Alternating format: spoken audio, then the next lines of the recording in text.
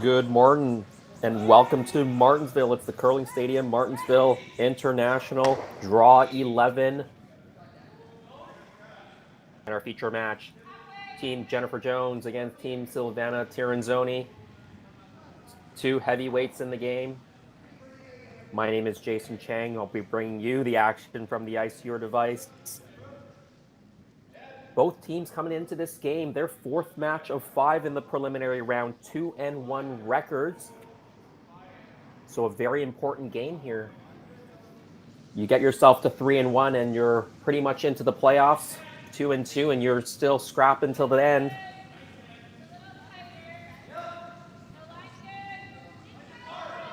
Team Tirinzoni, they won the last stone draw. They have Hammer playing the Blue Stones. But a good start for the Jennifer Jones team. They've got a couple in the rings, and now they're throwing up another center guard. Nicely done.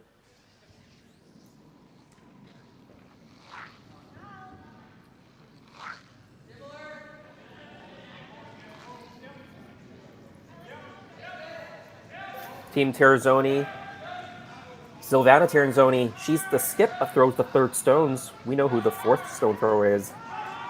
The cool and calm Alina Pets. They've been together over the last quadrennial. New front end for them, though. Carol Howard and Briar Hurleman, second and lead, respectively. Meanwhile, we've talked a lot about this, and the media's talked a lot about this as well. Jennifer Jones teaming up with the Mackenzie Zacharias rink. They've got Carly Burgess, Emily Zacharias, and Lauren Lenentine. We'll see what lineup they're playing today. They have played all 5 players this week.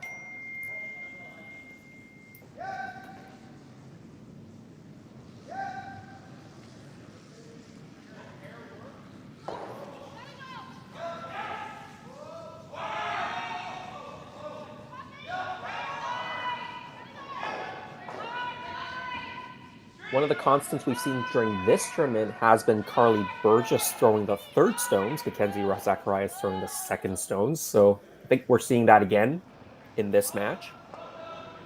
I think they used that same combination when they played last weekend in Quebec. They made the semifinals in that event.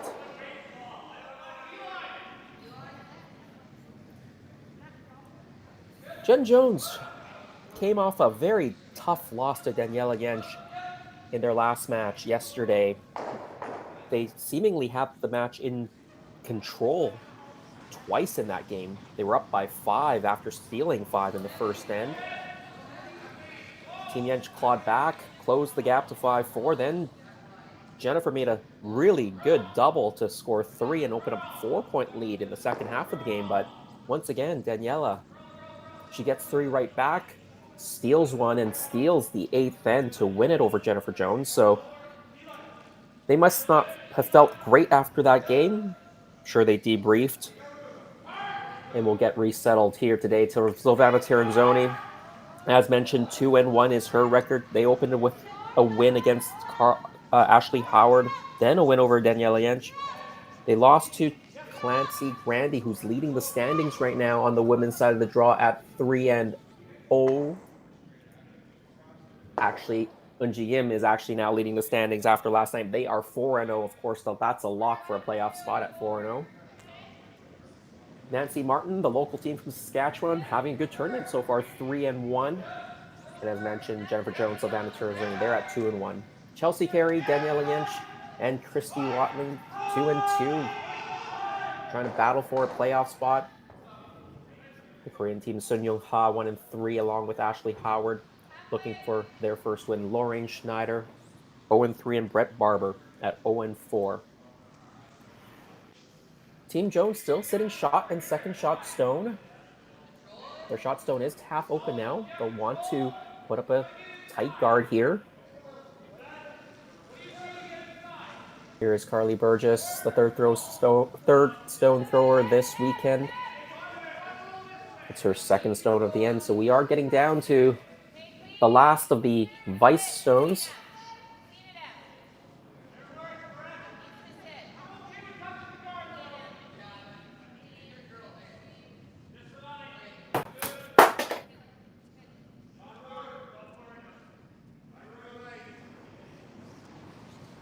That guard just over curled a bit. With the amount of curl in the ice, you can definitely make a play on that red stone with a quiet tap weight hit.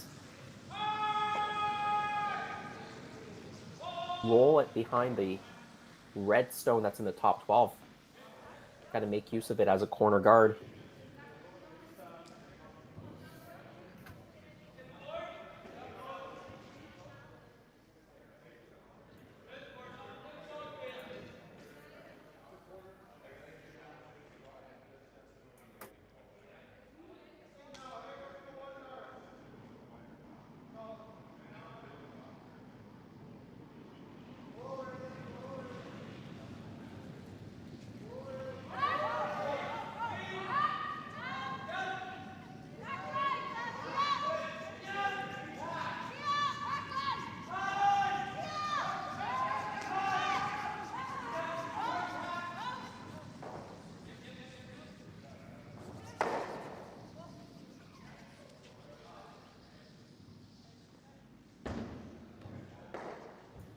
Really well controlled. Does make the hit.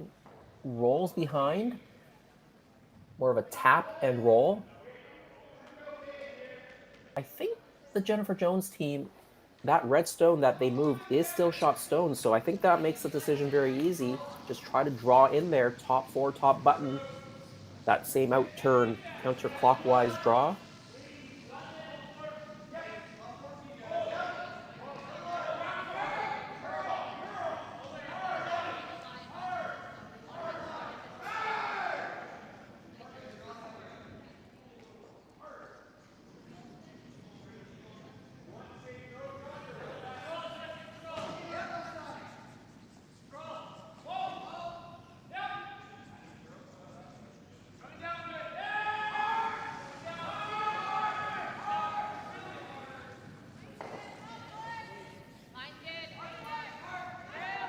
First stone here for Team Jones in the first end. A lot of rocks in play. Not unexpected when you are the Jennifer Jones team. She's always had an aggressive style. This rock looking very nice. Sweepers trying to drag it to the top of the button. Wonderfully managed, and a great touch there by Jennifer Jones.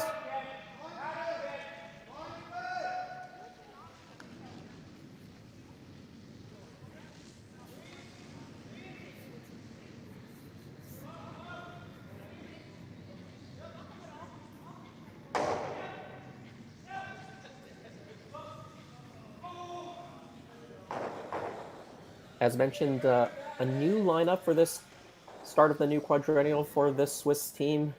Of course, anchored by last thrower Alina Patz. Silvana Tirinzoni throws third, holds the broom. They've been together for the past 4 seasons, winning 3 world championships together, 2019, 2021, and 2022.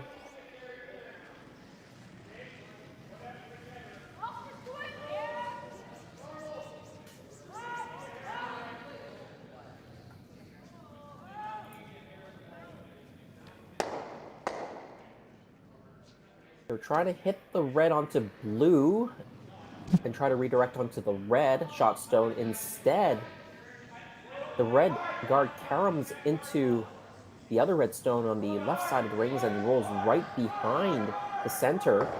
So it is Team Jones now sitting 1, 2, and I believe 3 in the back of the 8. And now you've just got to guard the situation. I think it'll be very difficult for Team Tirinzoni to even score here. Those 2 red stones are pretty much frozen on the button and the top of the forefoot. You can't even run that blue stone in the top 12 as you see it, because you're not going to get both of them out.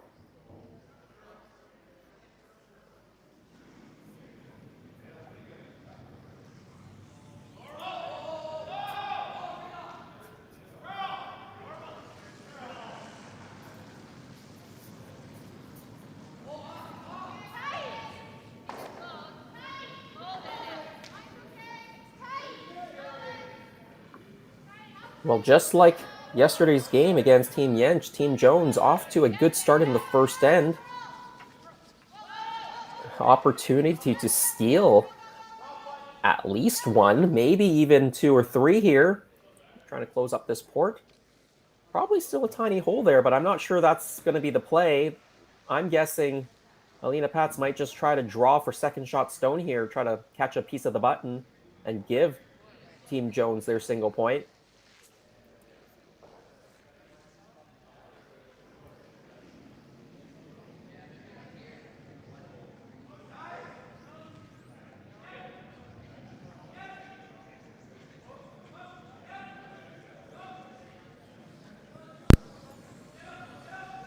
Yeah, they've elected to play the in-turn clockwise draw.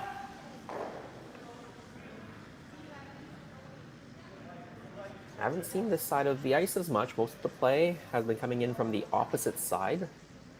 Teams, of course, did half practice before and did a draw to the button for last stone advantage. So they should have a good idea of both sides of the ice. But as you all know, as you go through the practice and go through the first and second ends, usually the ice will change a little bit, usually speed up a little bit with some more play. So under pressure already in the first end, Alina Pets looking for a piece of the button just to give up a single. Facing 3.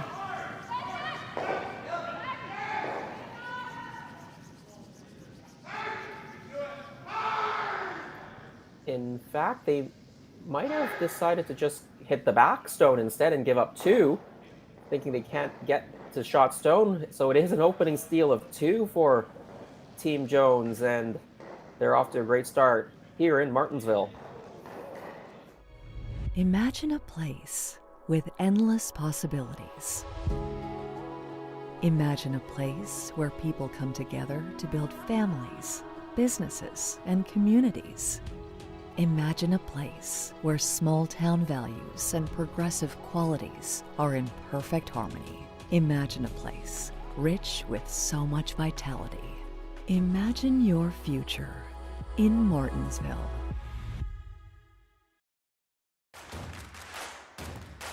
Imagine being able to stream every curling game from every sheet from any event, be it your Wednesday league game, bonspiel, or corporate event.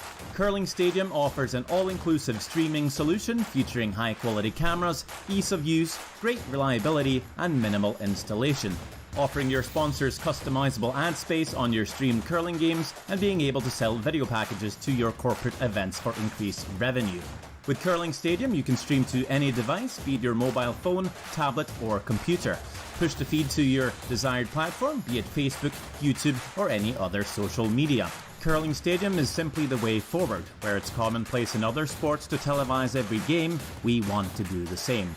Curling is a global sport, and it's time it gets the coverage it needs.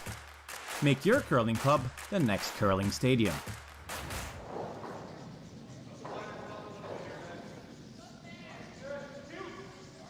Second end just underway for this match. Team Jones with that steal of 2 in the first end. Silvana Tirinzoni retains last rock in the second end. A really well played end from Team Jones. They had Team Tirinzoni in a lot of trouble, and a very unfortunate break from the rock thrown by Alina Pats in her first. That really set up the steal of 2.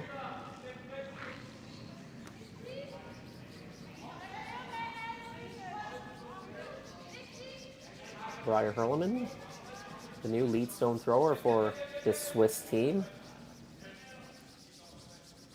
Of course, this is Tirinzoni rank. They were playing with Esther Nunschwander II, Melanie Barbazat. They've moved on or retired from competitive curling.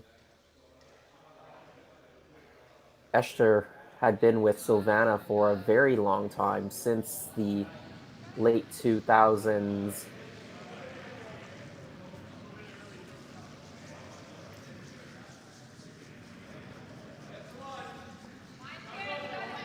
Down by 2, corner guard goes up for Team Tirinzoni.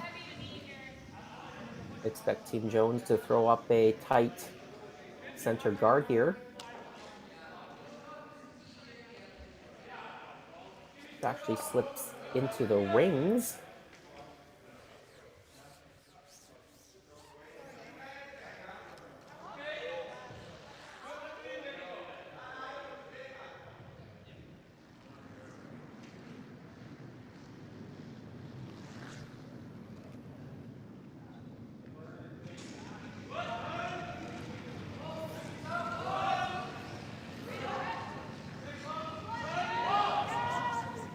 hit being called now for this Swiss lead.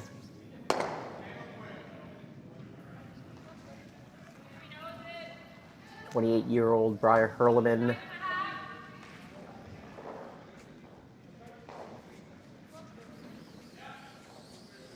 the 2015 World Junior Bronze medalist, she is.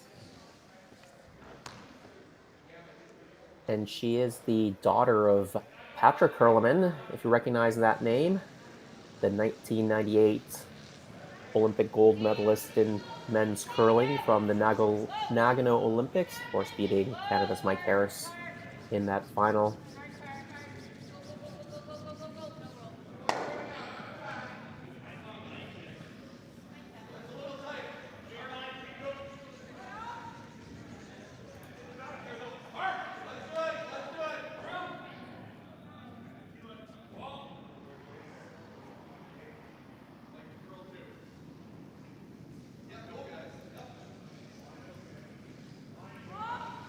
Well, the Jones team has 2 rocks in the 12-foot, fairly spread out, so that would mean that they have a chance at least to force, but there is a corner guard up there. Team Tirinzoni's going to try to go around it, try to generate their 2 that way.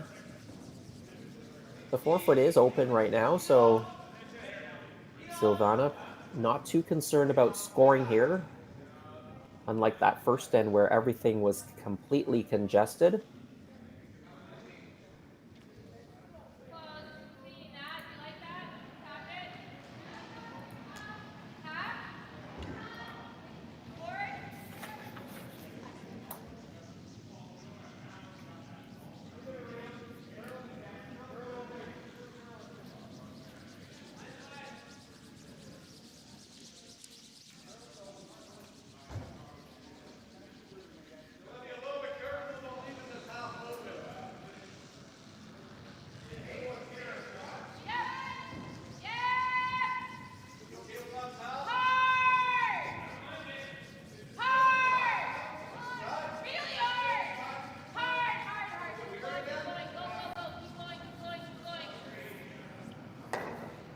Good throw there by Mackenzie Zacharias, makes the hit, stays there.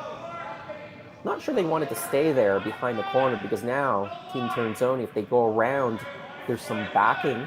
They can actually freeze to the stone.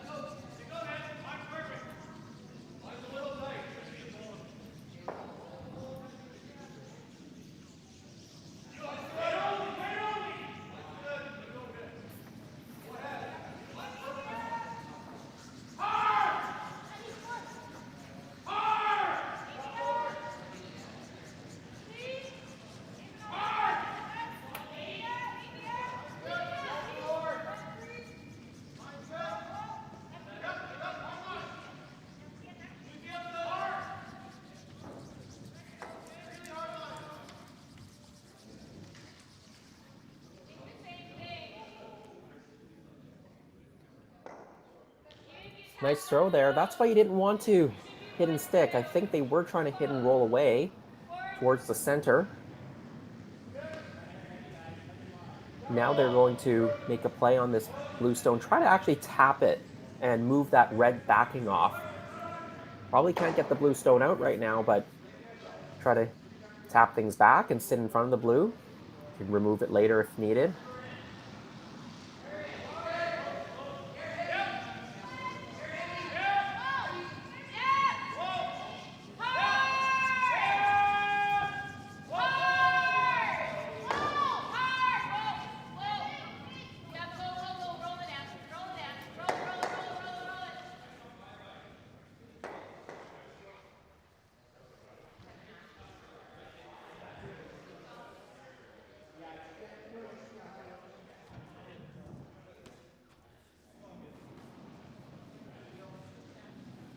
They do tap it, lose the backing. They don't quite sit right on top of it, but Team Jones is sitting 3. That's the good news. The blue stone is 4th shot right now, so as long as they can keep their rocks and closer than that blue one in the back, it won't come back to bite them.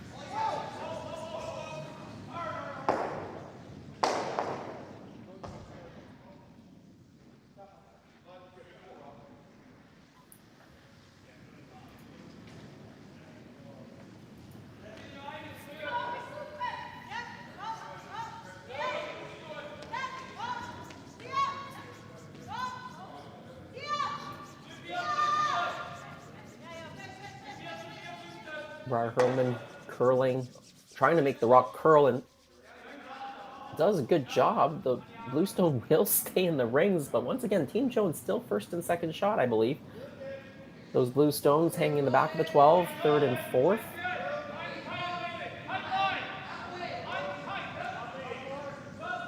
So now the question is how aggressive you want to be if you're Team Jones. The conservative play is to make a hit on the back one, the open stone, and just sit 3 again.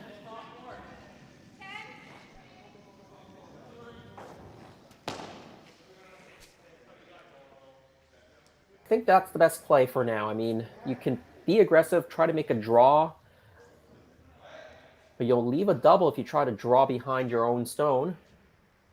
And with 3 Swiss stones remaining, there's a lot of opportunities to make a double and score multiples. So I think this is well advised.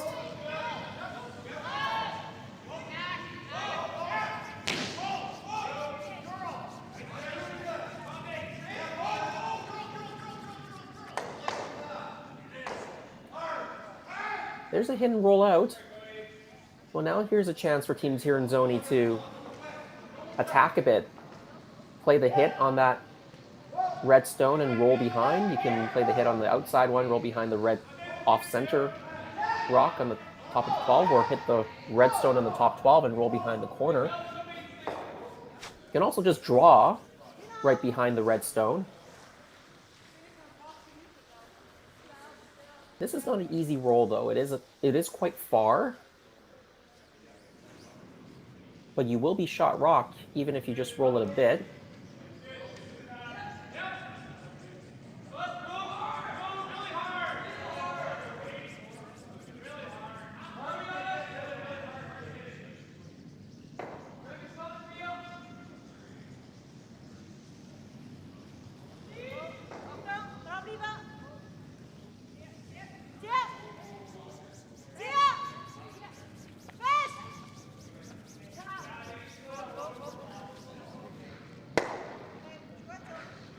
Does make the contact, rolls a little bit. It is shot stone. Team Jones, they're going to make a play on this. They're going to try to not to leave a double, but there probably will be some sort of a double left. Just depends how hard it is and whether Team Tirinzoni will want to take it on.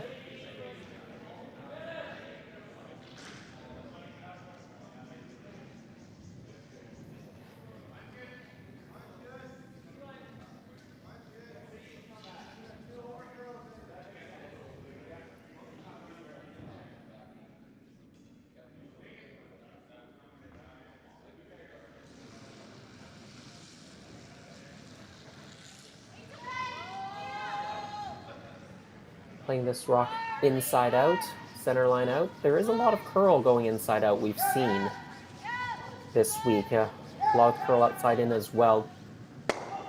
Super's helping this over. He's going to roll towards the middle, right behind her own stone.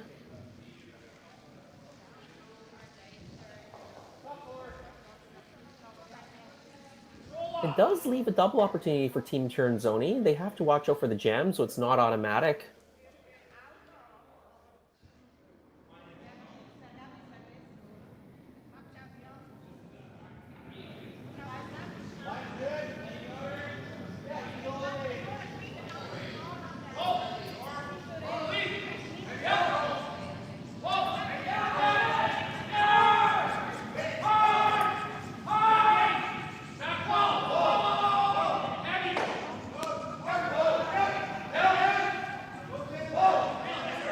The crowd in Martensville already building for this 9 a.m. draw.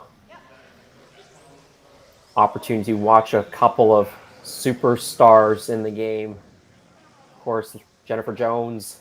Many will call her the GOAT in women's curling, at least in Canadian women's curling. And of course, Silvana Tirinzoni and Alina Pats. 3 world championships in the last 4 years.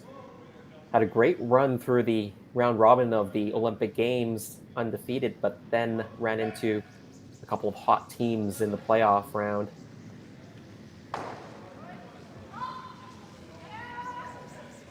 Unable to come away with that medal there, but Alina Pat's trying to play the double. She's not going to make contact with the second stone. Drives it right by. Rolls over. Well, now Team Jones has a decision to make here. But I think with a 2-point lead, the hit and roll in a little bit is the most advised. Try to sit 2 again.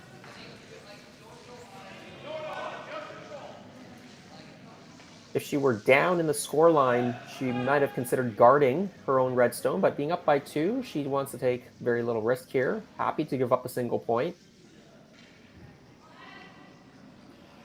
She might not even want to roll right in front of her own stone. That makes the double easier. She might actually just look for a 1-foot roll to the right, just to make sure your first and second shot. Then that slash double, it's hard to hold the shooter. So Team Tirinzoni might just be resigned to take their single point at that point.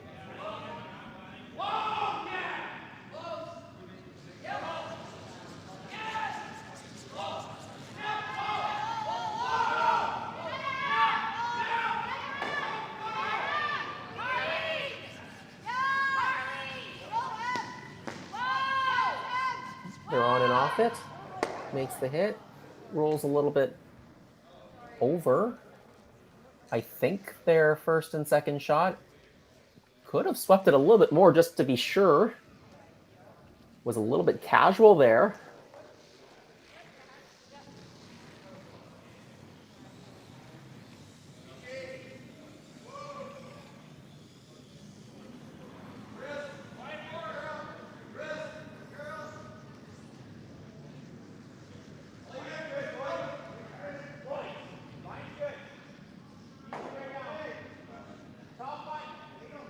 Well, opportunity for Team Tirinzoni and Alina Pets to get on the board here. Open hit for the single point here in the second end.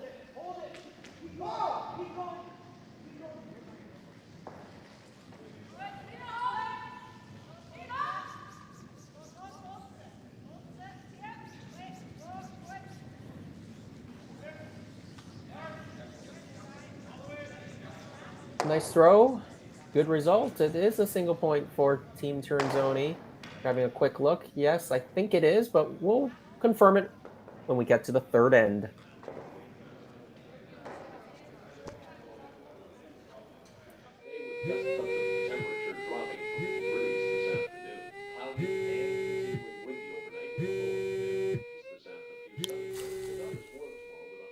For victims of domestic abuse, fleeing may mean leaving everything behind.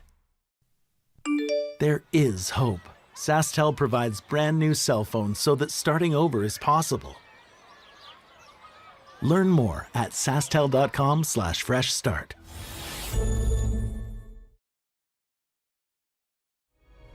Imagine a place with endless possibilities.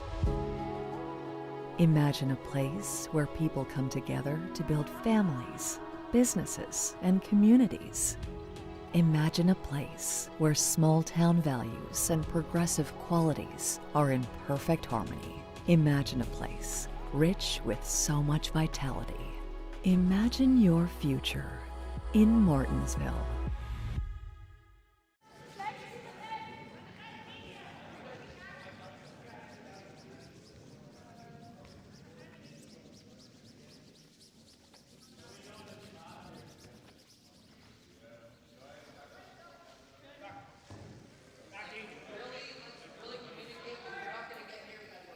Well, I was mistaken. So it was some very casual sweeping on Jennifer Jones's last stone. It actually did not outcount the Swiss stone, and that's a big mental mistake from the person in the house, Mackenzie Zacharias, because they could have rolled much bigger and made sure they were 2, at least forced the double, but now it is 2-2, Jones and Tirinzoni.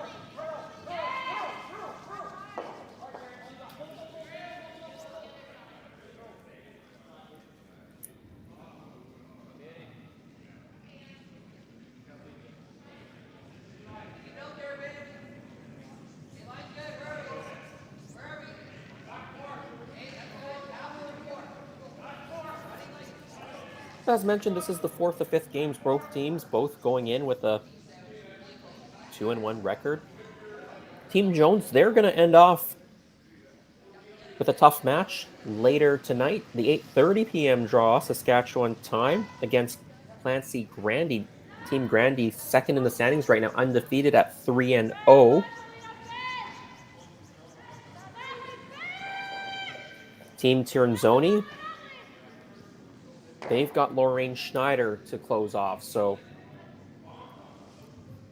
those matches and the other matches will, of course, determine who makes the playoffs. 12 teams here on the ladies' side. The top 6. The top half will make the playoffs. 4 teams will play in the quarterfinals, advancing 2 into the semifinals. The top 2 seeds an automatic berth in the semifinals. All of that action courtesy of Curling Stadium on Monday.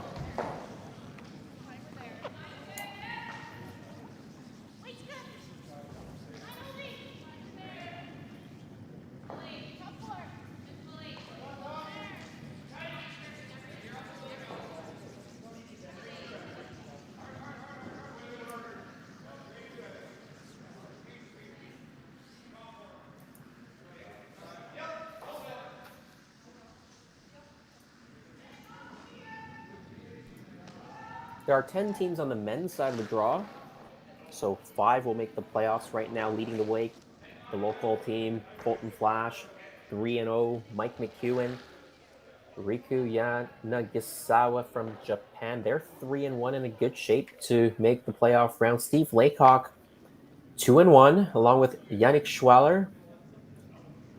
Those are the top 5 right now. Kel Brunner, John Epping, 1-2. Kyler Clybrink, Dallin Myers, 1-3, and Cody Hartung trying to get on the board with their first win, 0-3. Hartung is on the ice today, this morning, with their match against 3-0 Colton Flash.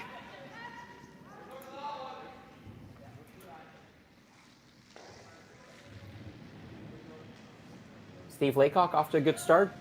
2-0 lead over Brunner of Switzerland. We'll keep you up to date on all the scores. And of course, with Curling Stadium, you can watch every single draw, every single match on all the sheets. You can find those links on curlingzone.com. Click that YouTube link, or just go to YouTube and search for Curling Zone. You'll find us all there. You can have us on multiple screens if you so wish. And if you're joining us on CBC Sports Online, thanks very much as well.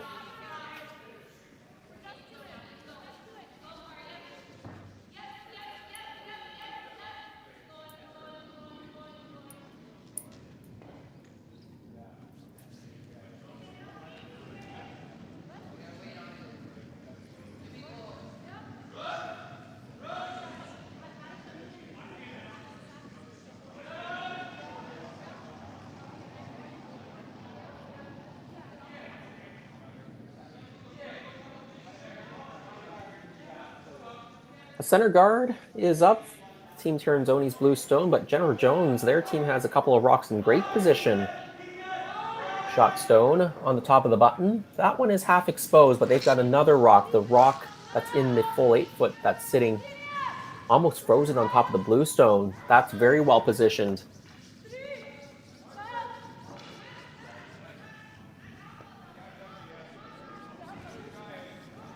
This stone is over curling.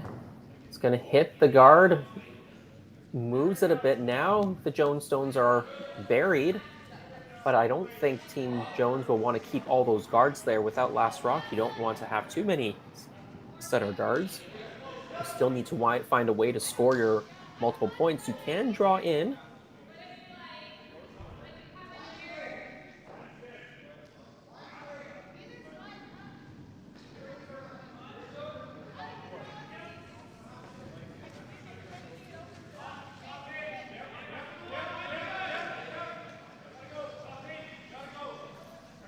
Yeah, so Jennifer had a look at peeling one of the guards because there might be just one too many for her comfort level.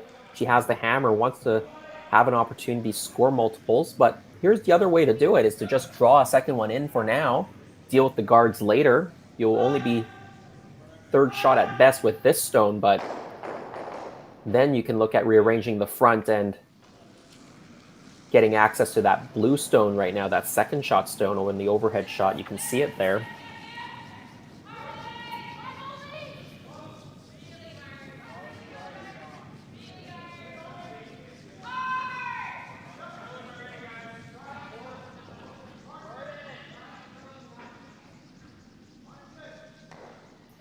This shot also over curls, so the team's getting a little bit fooled.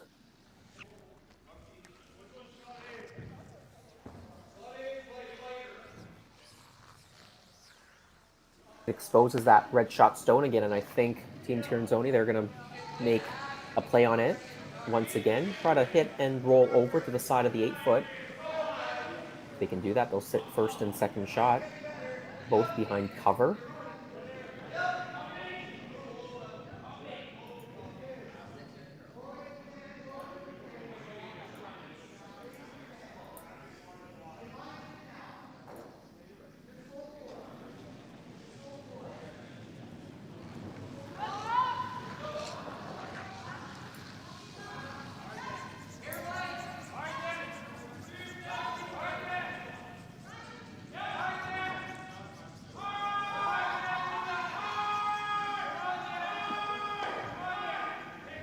Takes the hit, flops it over a little bit, actually over curled on them. They were trying to roll it completely buried. But now you see Team Jones, they probably can hit this rock on the inside, the center line side, and pop the other blue one over just like that.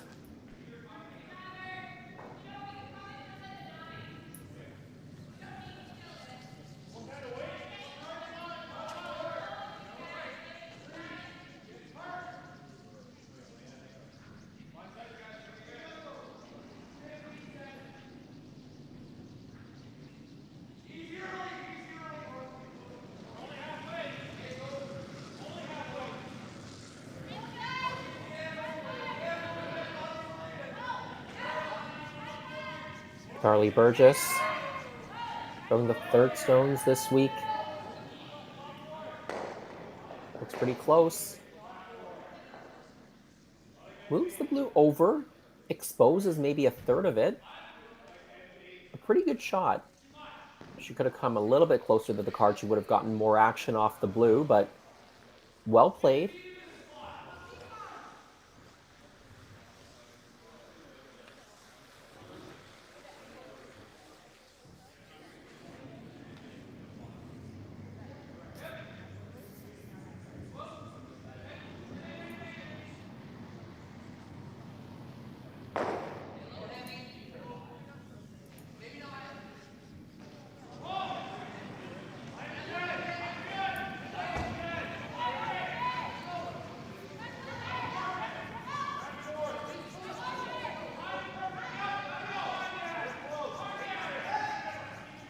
This stone is a hair on the wide side. Will it make contact with the red? No, it just breezes by through that port. There's a bit of a mistake now. What do you do if you're Team Jones? It's not easy to remove the blue stone right now. The blue stone that is on the right side of the 4-foot. It's also very close with the red stone. The question is, who is shot rock? Team's having a look at it.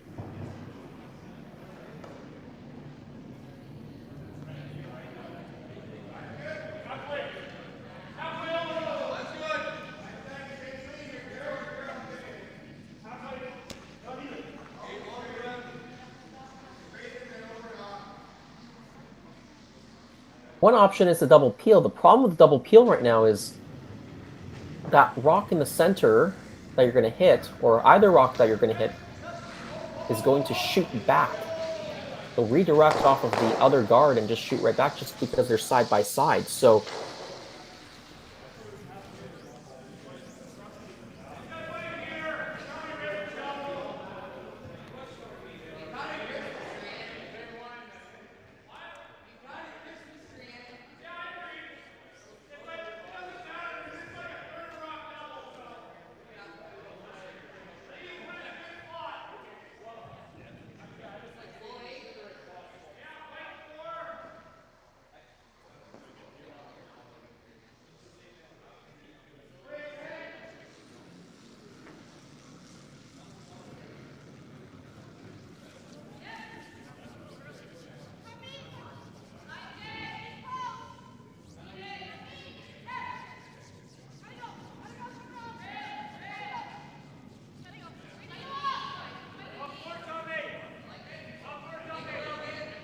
They are just coming right in.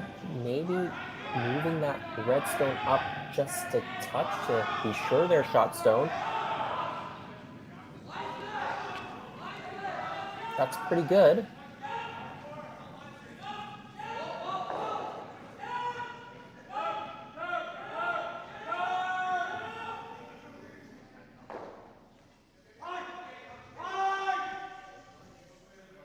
I think Pat's having a look. Or Elena Pat's having a look to see if this double is there. The redstone is a piece buried, but you probably can get enough of it to spill the redstone sideways, at least far enough for you to be shot stone.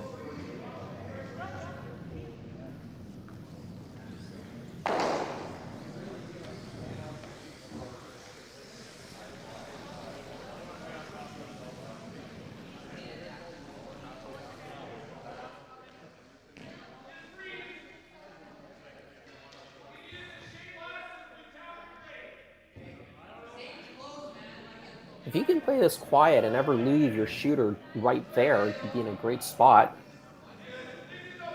Team Jones would have to then deal with it.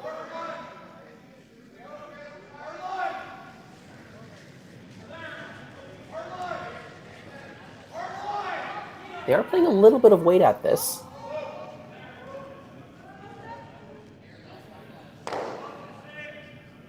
There that goes the redstone. It does spill far enough. You are shot stone now. But Team Jones, they do have second and third.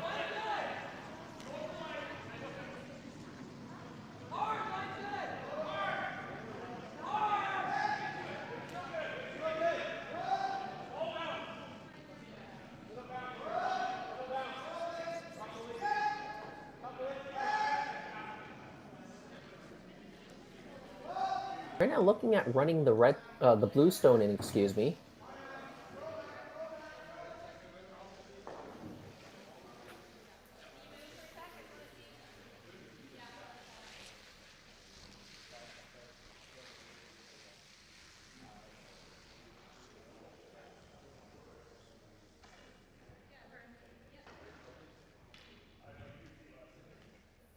The blue onto their redstone, onto the blue.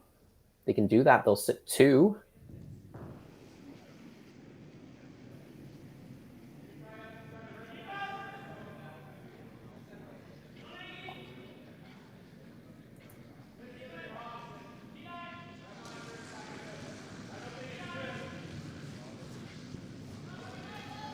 First of the 2 skip stones for Jennifer Jones. They have last rock here in the third end. 2-2 tie. Blue back onto red, onto blue. Now they want this one to stay around. If it can, it will roll a bit too far.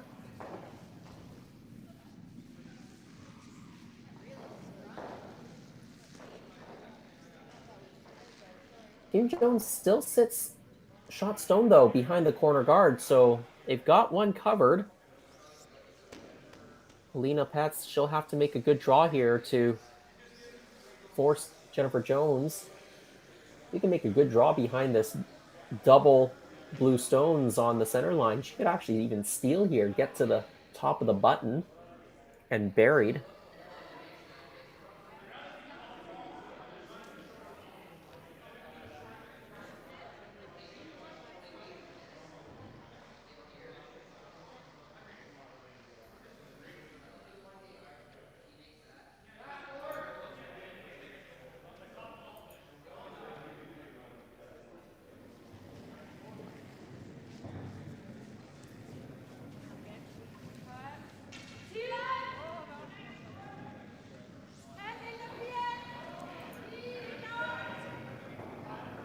Alina Pets with her final stone, looking for a draw to the top of the button. Needs to get it buried. Line's looking quite nice here. Weight as well. Right on the button, the back of the button. They did get it fully buried. That's why they swept it a little bit. They wanted to get it fully buried so it forces Jennifer into 1 point. They left it exposed. Team Jones could try to play a soft weight hit for 2. now with where it is, Jones will need to come right to it, maybe even move it a hair to take their single point. Tough shot.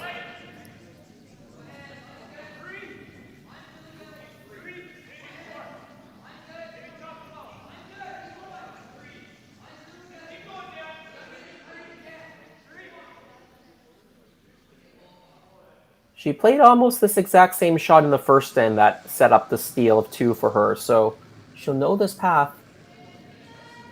Final stone here in the third 2-2 tie. Someone's going to take the lead. Will it be Team Jones? Or will it be Team Tirinzoni with that shot stone right now? Line's looking pretty good here as well. And wonderfully played by Team Jones. They take 1 in the third. They lead 3-2 after 3 ends of play.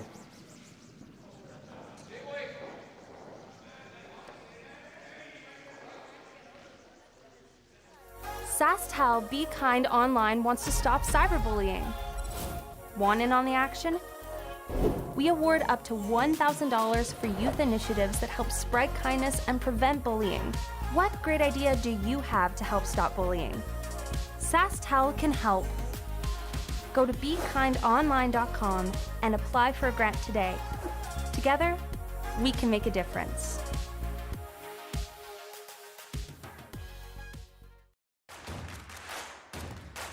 Imagine being able to stream every curling game from every sheet from any event, be it your Wednesday league game, bonspiel, or corporate event.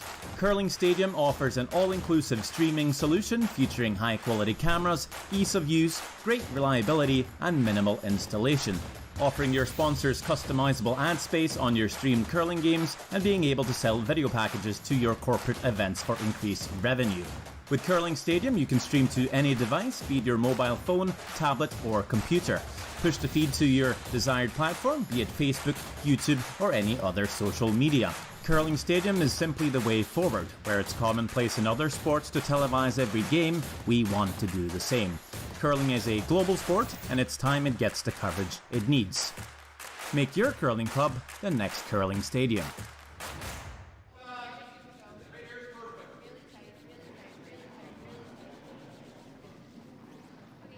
Welcome back to Curling Stadium, Martensville. Draw 11 at 9 a.m. Saskatchewan time draw. Team Jones leading Team Tirinzoni 3-2 in a battle of titans. Of course, new lineups for both teams. Quick update on the other sheet. Steve Laycock, he's off to a quick start against Team Brunner from Switzerland. 4-0 lead after 3 ends of play. Cody Hartung, Colton Flash there. Deadlocked at 1 after 2 ends of play. John Epping leading Dallin Myers 2-1.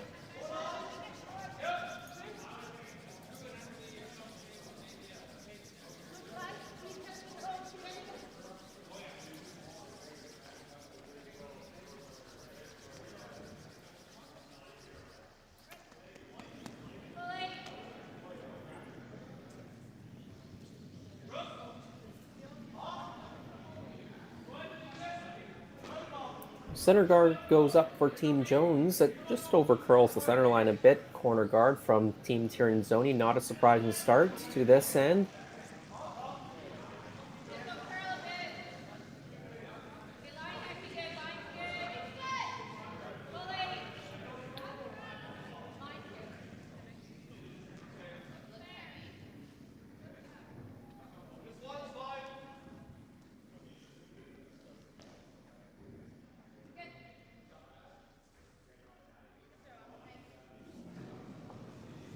Good draw to the top of the button. Maybe wanted to stop it a foot shorter than that, but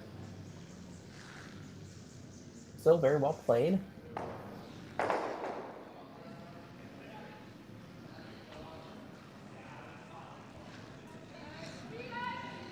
think it is Emily Zacharias in the lineup today, throwing the lead stones. From Tirinzoni asking Briar Hurleman to play a freeze on top of this red stone.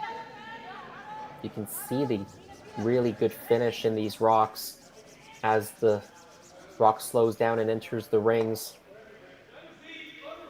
Just a little bit heavy on that one. Would have curled over a bit more if they had a few feet less weight. Let the sweepers take it there to the freeze.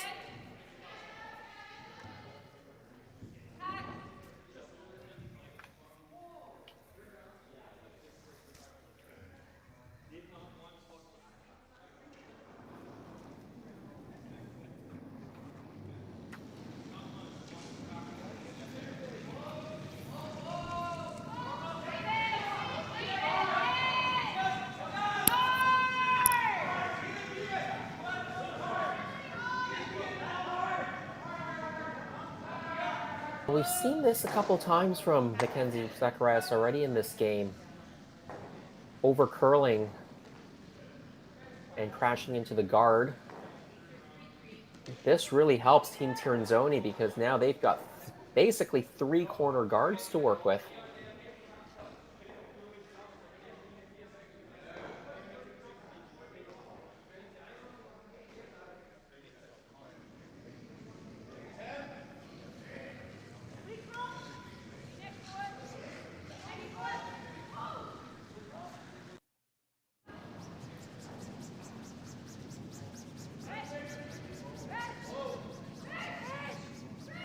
Trying to make the hit and roll behind those 2 corner guards on the right-hand side of your screen. A really lovely shot. Oh, gets a little bit of a backspin the other way. So the double is on here. A little bit on the broom side, a high side hit. Get the 2 blue stones out.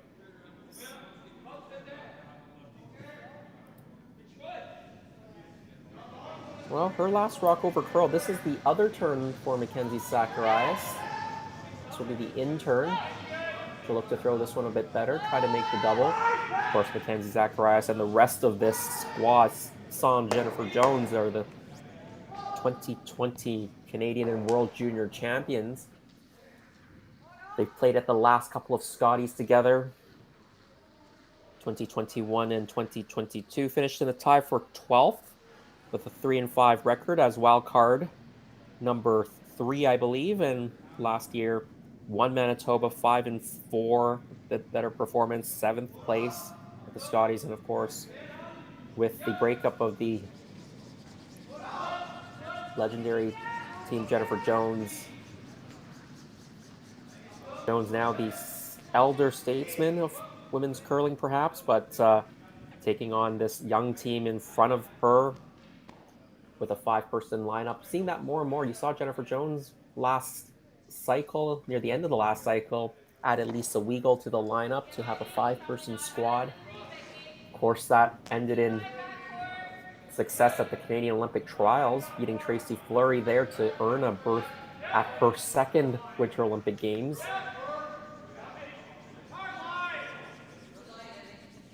Couldn't come home with a medal this time, but of course she has that gold medal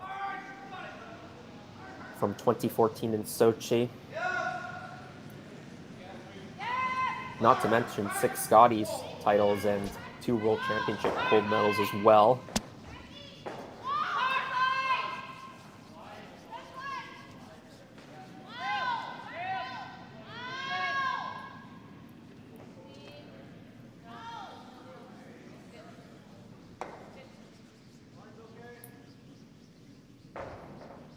Carly Burgess trying to come down and just freeze on it, but does tap it back a little bit. That might actually give Team Tirinzoni enough room to quietly get to the nose, even a little bit inside this redstone, and push it through and sit 2. They can do that. The corner guards are set up very nicely. They're all staggered. The only bad thing is they'll be behind the T line, but it'll put a lot of pressure on Team Jones. They're going to have to follow this in and play another freeze. And if you don't make that one, then a big end can develop for the Swiss team. But first things first, Silvana has to make this tap through.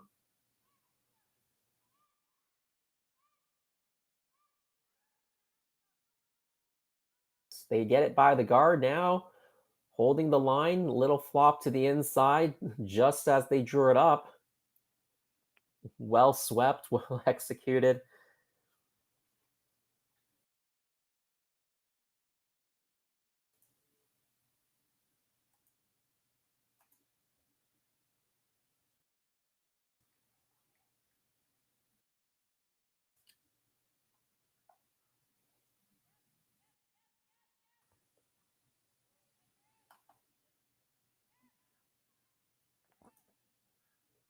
Well, the pressure is on now. They have to play the freeze and make it a good one. Line looks good. Now, the weight, if it's good, it will stay right there. And that is a well played shot from Carly Burgess.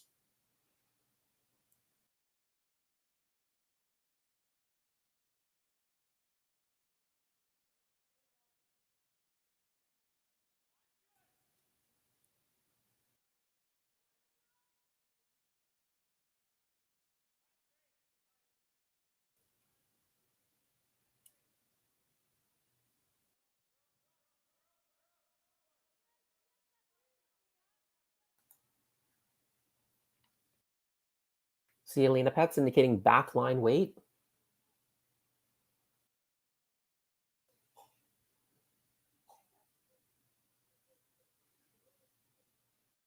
Not sure if you can get enough onto the nose of this stone to push it by the blue.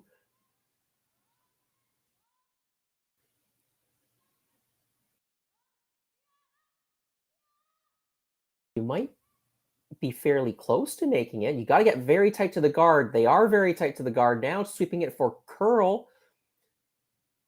Gets it onto the nose. Can they push it back far enough to sit more than one? I think it is just one for blue right now, but that is a lovely shot.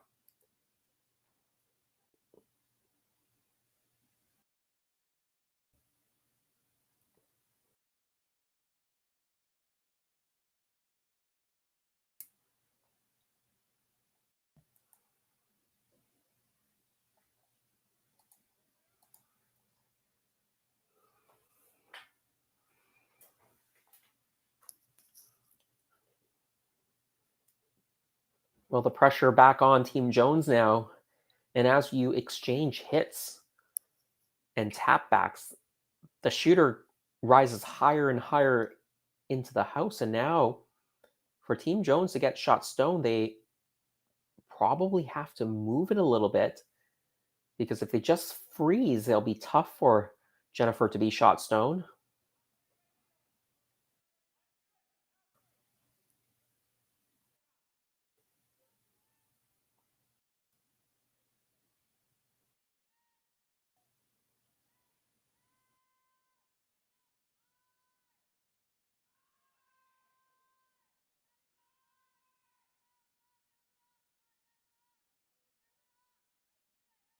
They're by the guard again, very tight.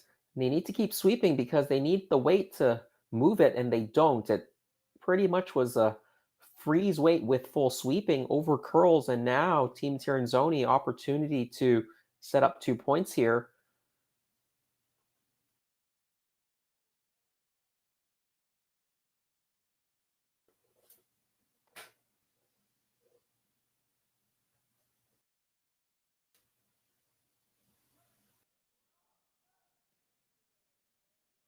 You could split the reins, maybe put this in the back of the forefoot where there's no double. That's one option. That's what Silvana Tirinzoni was indicating. You can also come down and actually just set third shot. You can corner freeze onto the Jennifer Jones stone.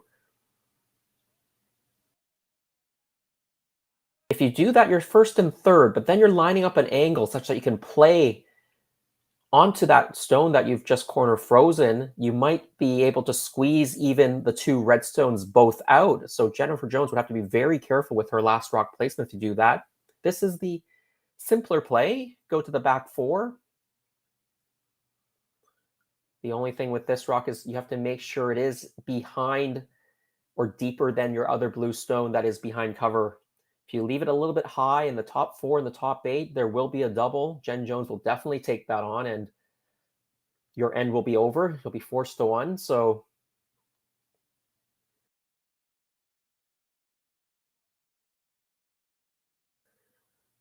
Sweepers will have to manage this rock really well. There isn't a lot of space to stop this. Really, you have to be in the 4-foot still. So from the tee line to the back 4, that's the real estate you have to hit.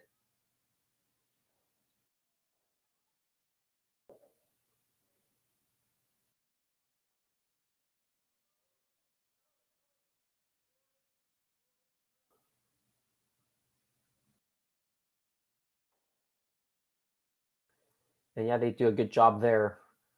Sitting shot and second shot stone. Really nothing Jennifer can do except to hit this, roll into the 4-foot, sit shot stone, and give Team Tirinzoni an open hit for 2 points. Team Jones leading 3-2 here in the 4th end.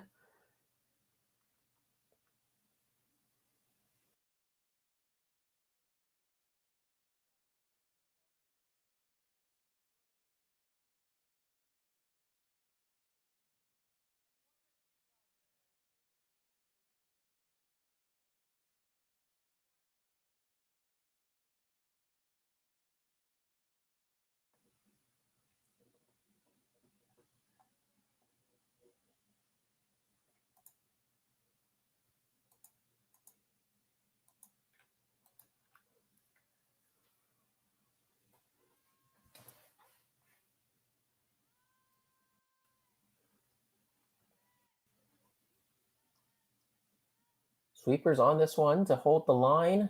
They need at least to be nose. If they're nose, they'll be at least second shot. Shot stone, I think. Jennifer Jones, so it is an open hit. Alina Petz will follow Jennifer Jones's line down. Hit and stick or hit and roll a little bit towards the center, and you'll have your 2 points and take the lead for the first time in this game.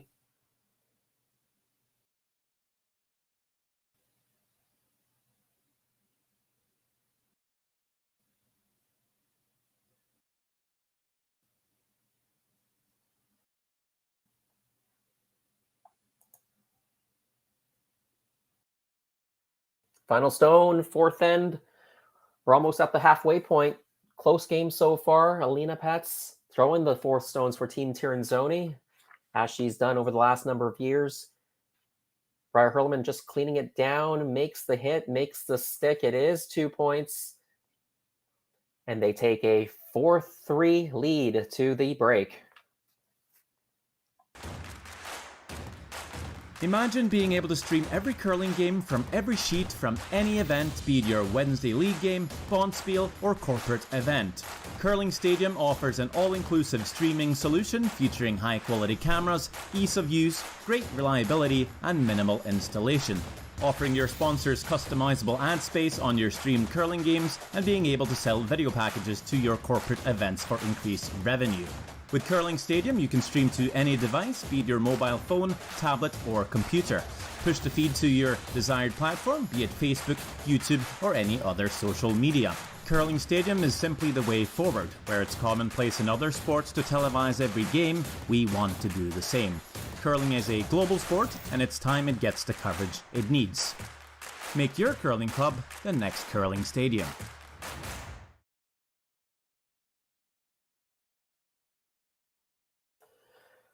Welcome back to Curling Stadium, Martensville International. Team Tirinzoni with a 4-3 lead through 4 ends of play. Team Jones having the hammer back. If you're just joining us, my name is Jason Chang, here to bring you the action from the ice to whichever device you're watching us on. Center guard goes up from Team Tirinzoni. Team Jones down by just 1 point here. No need to play the corner guard. They're just going to go around the center.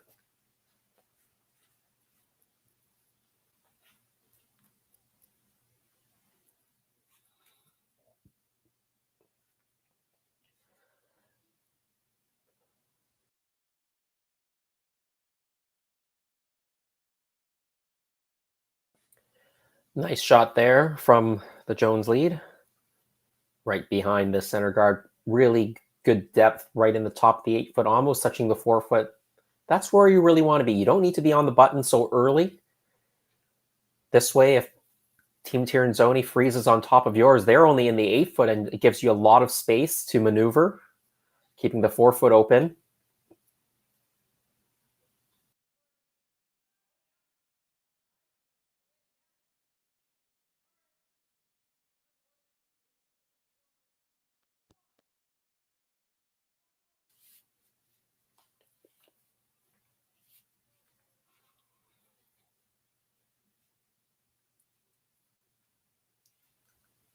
With that rock spilling open, Team Jones, they're going to try to get the easy 2 points here by hitting and rolling away. I say easy because you're going to try to separate these rocks and not leave a double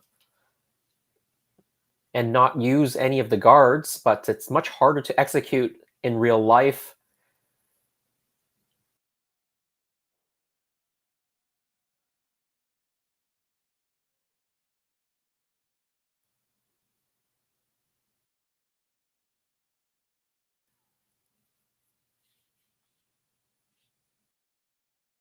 With teams at this level, at some point in time, you're going to leave a double or two. They might be hard, but a team of Tirinzoni's caliber, they have a good chance to get out of this end when you're separating the rocks like that so early. You'll have 6 or 7 opportunities to group the rocks and then make a double. And now Team Tirinzoni trying to roll back towards the middle, roll it behind the guard. They do roll completely out. So we'll see if Jennifer continues this same play of separating the 2 stones.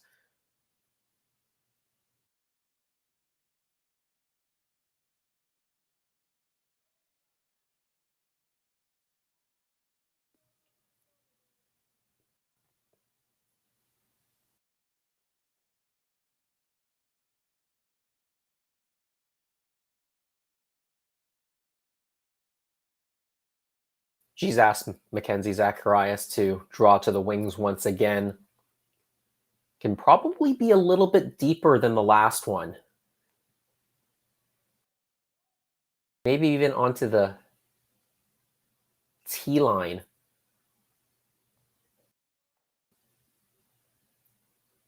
There won't be a double here because that center guard is in the way of the other shot stone, redstone, to make the double. So the only way you can leave a double is to not have this stone that Mackenzie's throwing deep enough. If you go behind the T line, even if Silvana plays a role, be behind the T line as well, and that might help you.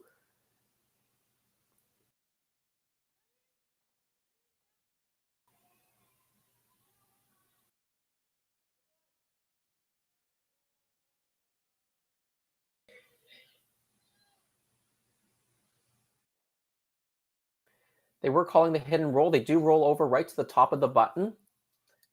That's the way you start grouping the stones. Of course, Team Jones, she's a veteran. She's going to try to keep them separated.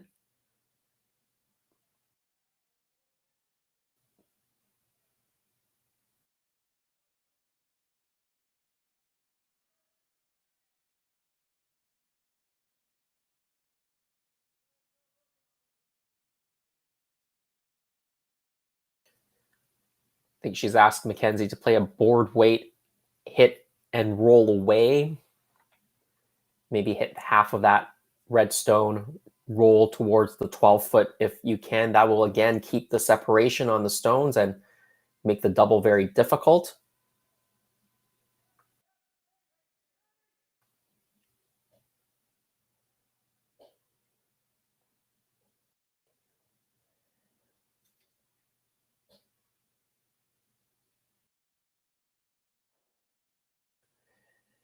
The rock did overcurl on them, so the 2 redstones now are grouped. Tough to make the double if you want to keep the shooter. You might just want to play a hit and roll it behind the corner guard right now. If you play the double and lose the shooter, you will be shot at the back, but Jen Jones probably will just ignore it and go around the center guard and put it in a good spot. So I think you want to keep the shooter around here for sure, if you can.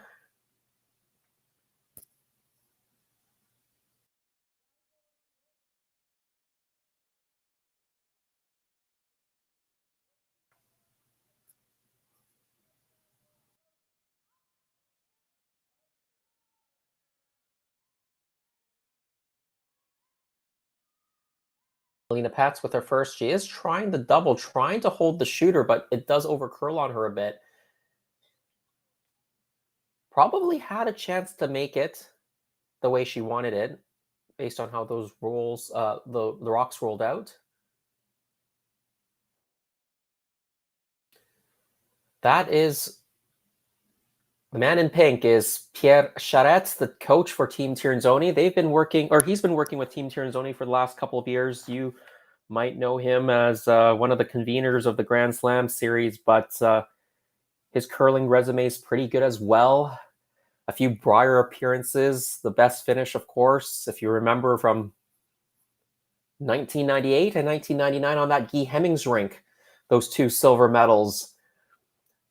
Of course, that team from Quebec was extremely popular with the fans. They lost the final in 1998 to Wayne Madaw.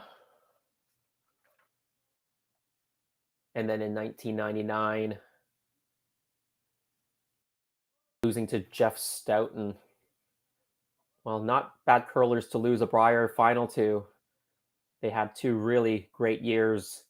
Guy Hemmings, Pierre Charette, Guy Thibodeau, and Dale Ness.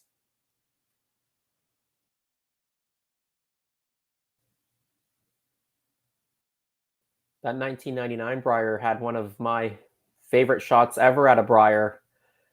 If you all remember in the semifinals, Team Hemmings, I think they went to an extra end against Saskatchewan's Gerald Shimko.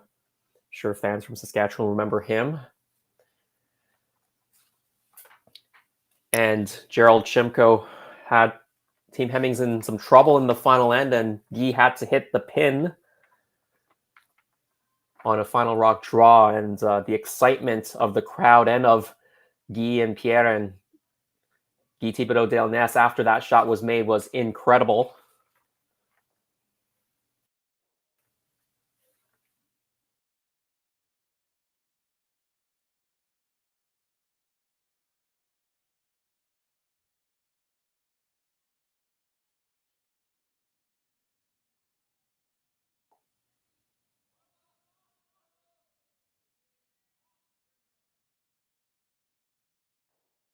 So some of the teams, particularly the international teams, do have their coaches here, and you are able to call a timeout during the course of play, and the coach can come out to advise your team. We saw that a couple times already this tournament.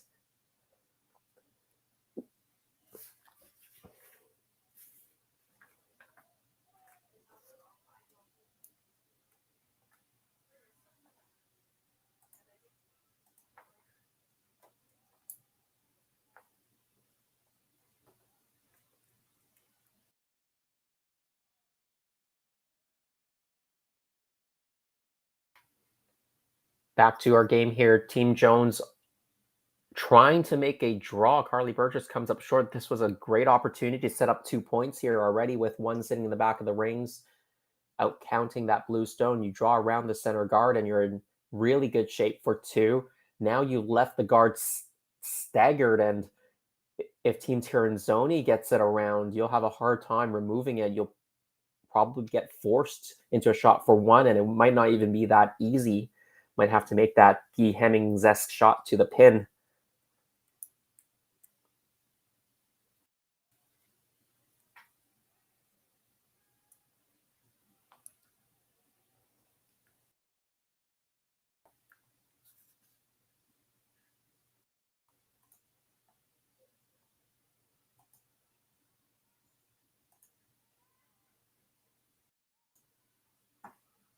Alina Petz with her first opportunity to really put the pressure on Jennifer Jones.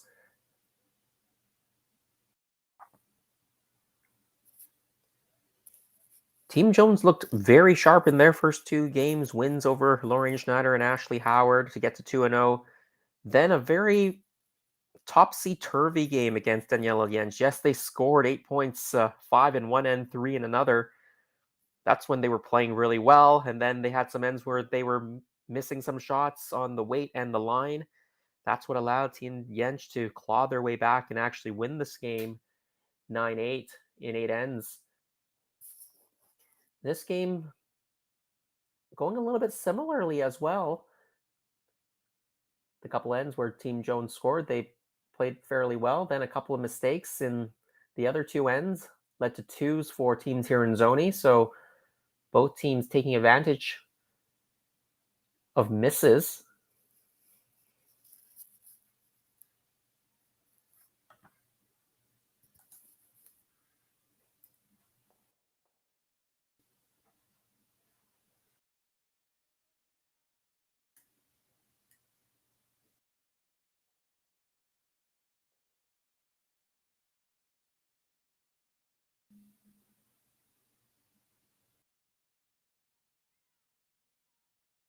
With the Team Pets rock sliding a little bit deep, Jennifer Jones, she has a chance to come to it, maybe even tap it out and sit two here.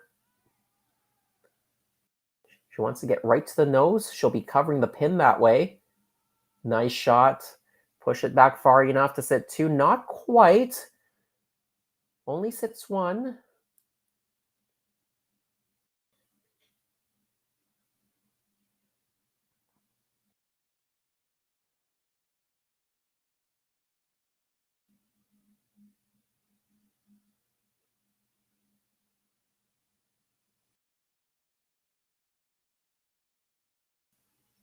Lena Pets now, she'll try to come down, freeze on top.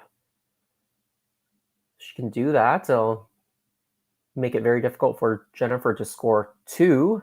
If she wants to try for shot stone, the line looks good and the sweepers can carry it. She'll look to tap it back and set shot stone. What you don't want to do is tap it too hard and then roll open. So you have to almost play this as a freeze, and if the weight happens to be there and the line is good, you can sweep it for a bit of a tap. Sweeping on the curl side, moves it back. It looks like they did push it far enough to be shot stone for Team Switzerland. Alina Pets, nice shot.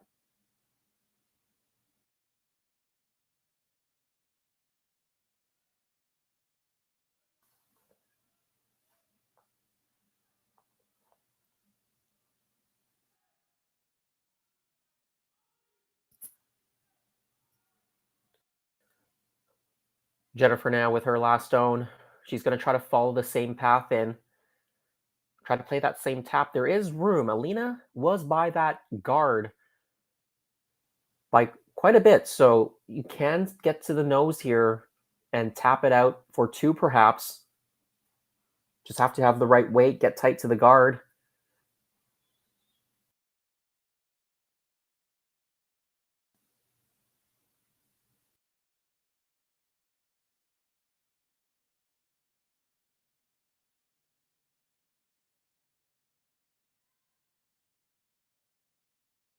Final stone here in the fifth. Team Jones, opportunity for two is not an easy shot. This rock is curling early. I think it's going to crash on the guard.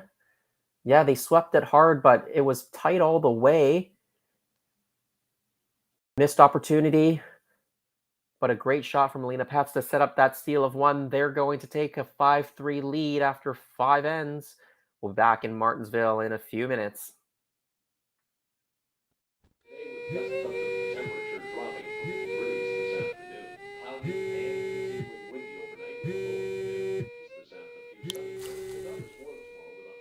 For victims of domestic abuse, fleeing may mean leaving everything behind. There is hope. SaskTel provides brand new cell phones so that starting over is possible. Learn more at SaskTel.com/fresh start. Imagine a place with endless possibilities. Imagine a place where people come together to build families, businesses, and communities. Imagine a place where small-town values and progressive qualities are in perfect harmony. Imagine a place rich with so much vitality. Imagine your future in Martensville.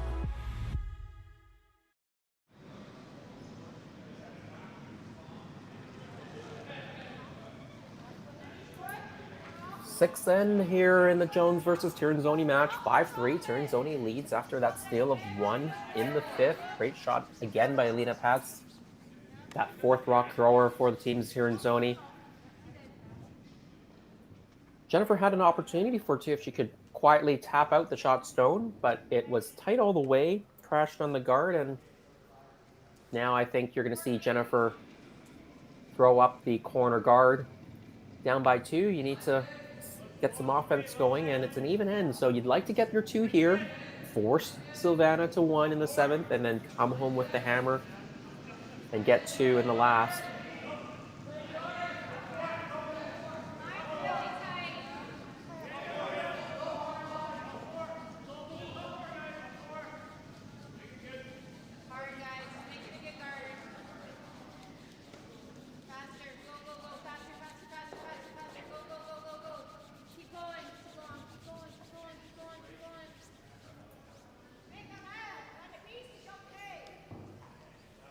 Corner guard goes up, Team Tirinzoni.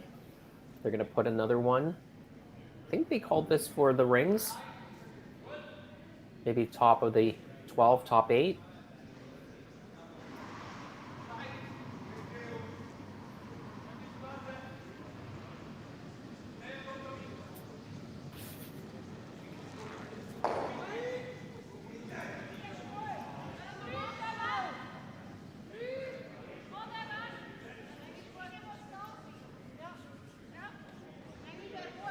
Looking at the way they're sweeping it now, I think they wanted it as a tight guard.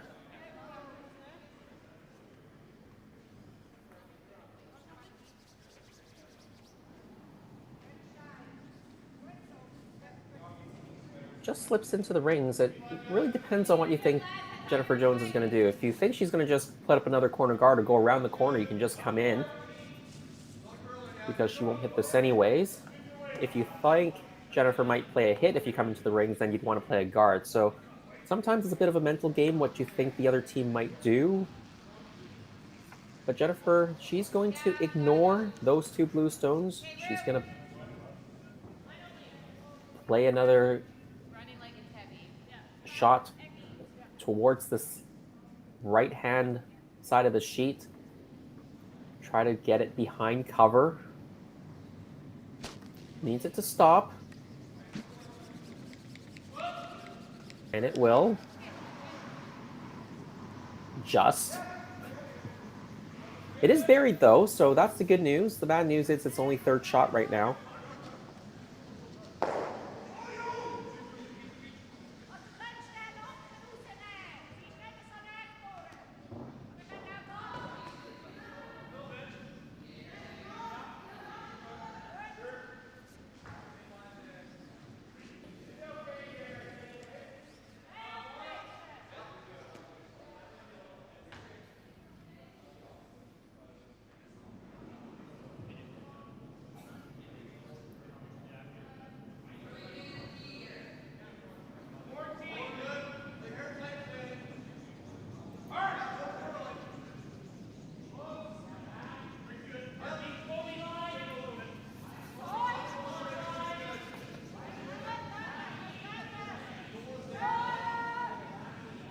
Carol Hall, the 2nd stone thrower for Team Tirinzoni. They're ignoring the Jones rock that's fighting the back of the 12. They can hit it. It is buried, but with the amount of curl, you can play it quiet and remove it. Instead, they've put up another guard. I think Jennifer will have to move the staggered guards now. They'd probably roll it and leave another guard. Leave a corner guard. I don't think you want to stay right there if you're Team Jones. So maybe hitting it a little bit on the right-hand side as you see it on the screen and roll to the right, or you can hit it a little bit on the left side and roll to the left. Depends how desperately you want to get rid of that that blue stone, both blue stones. You're going to get rid of the back one for sure, or that one that's sitting in the top of the 12, just fighting. If you want the other blue one, the one you're hitting to go away, you might hit it on the other side. I think they're going to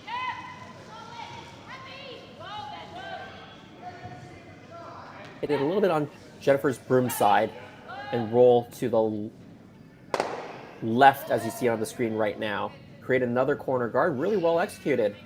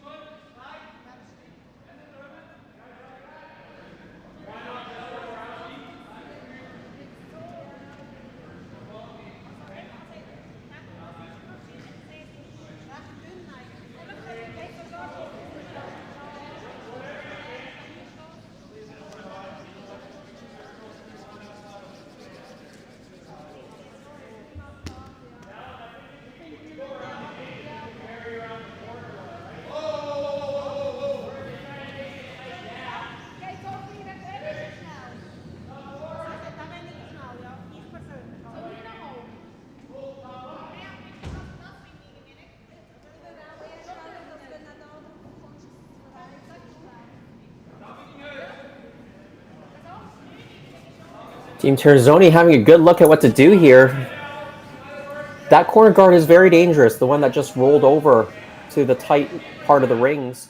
I think they're going to make a play on it. Maybe roll back to the right, maybe run into their own blue stone and push that over a little bit more to guard their own stone again. Be a very precise shot, but if you can make it, that'd be an excellent result.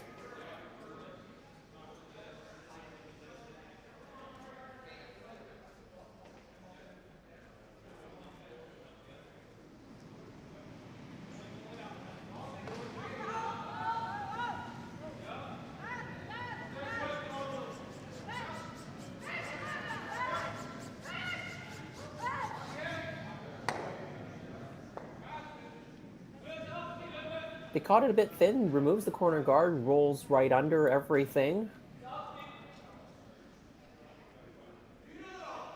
They're having a close look at who's second shot. It does matter because I think if you are second shot, you can just play the draw. You can also play the hit on shot stone and take a bit of a roll.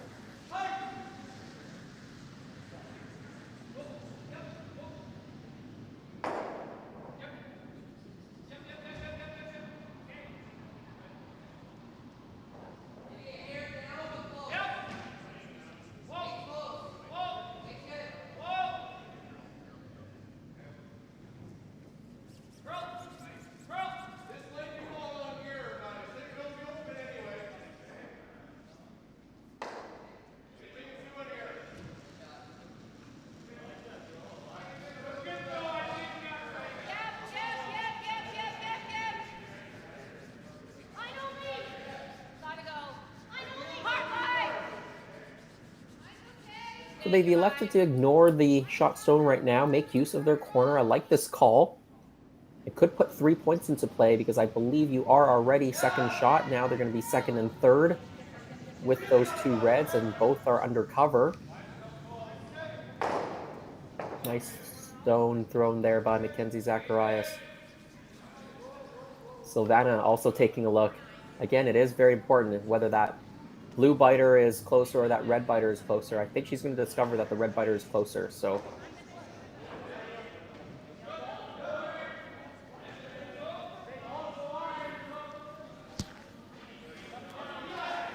Looks like she's coming down with the freeze here.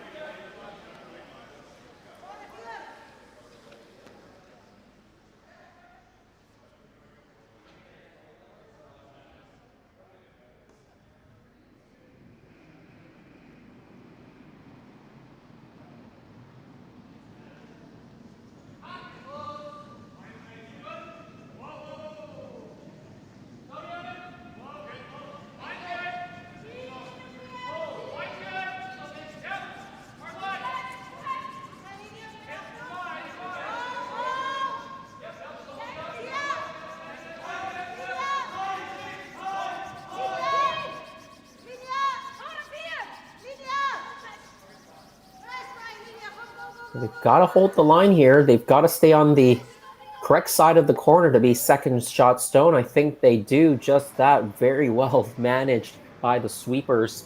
Really nice line call by Alina in the house. And of course, a nice throw from Silvana herself. With the amount of curl, again, they think they can get to the nose slightly inside and push this blue stone out.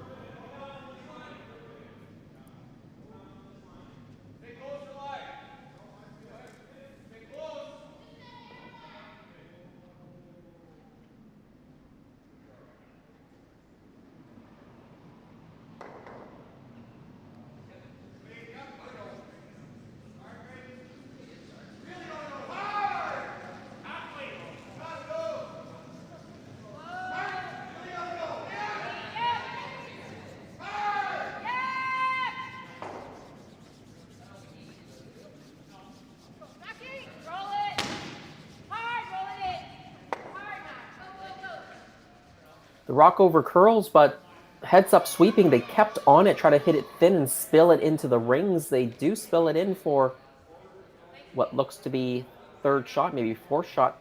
Team Tirinzoni sitting first and second. Now one is kind of covered. That's the one in the 4-foot, covered by a rock that's fully in the 12-foot, the Jennifer Jones redstone. And the other stone, second shot rock, is the rock that was previously thrown by Silvana Tirinzoni, corner frozen on the Jones stone. So putting a little bit of pressure now on Team Jennifer Jones with where these rocks are. They still have to be careful. There's 3 redstones in the rings that they don't have. They have to make sure those don't come back to bite them because they're probably not moving them out.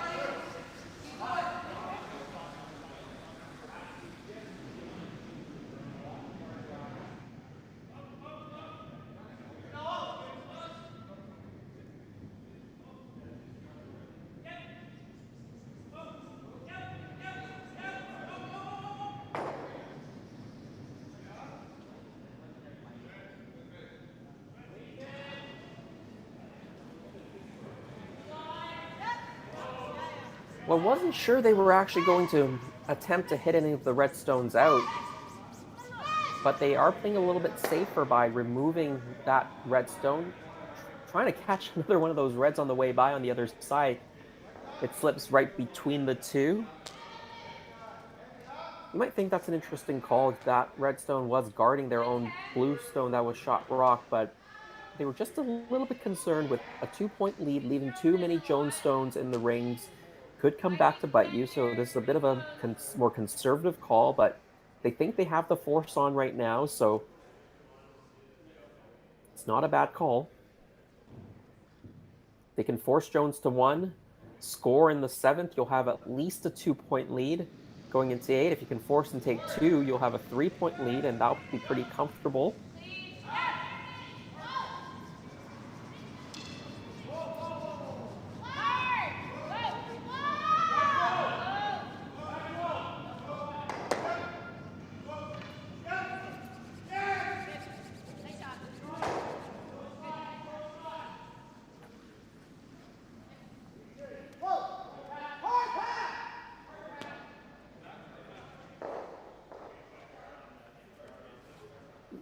Really good hit and roll there by Carly Burgess. I think she stuck just in time to be shot stone, and it's tough to remove that red stone now. Where that roll to.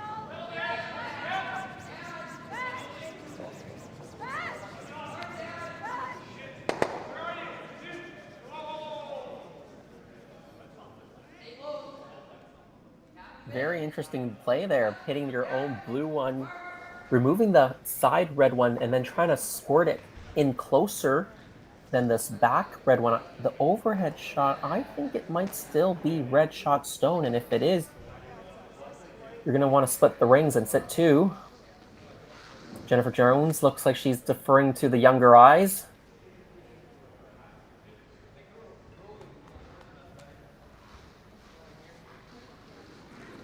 It is close. Sometimes these overheads can be a little deceptive.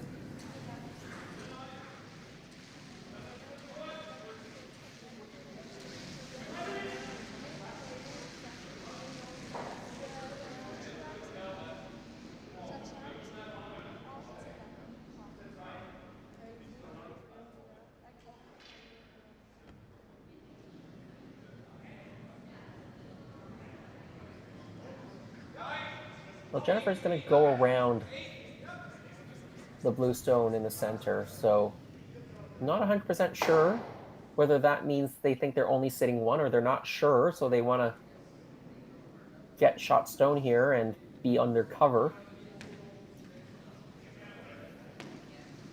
Like I said, if you thought you were sitting two, you might just split the rings. Have Tirinzoni hit the open one, and then you exchange hits for your 2 points. This might be the shot you play if you think you're not sitting one, the opponent's is sitting one, or you're not quite sure who shot stone. Then you want to go behind cover. This one's going to come up short.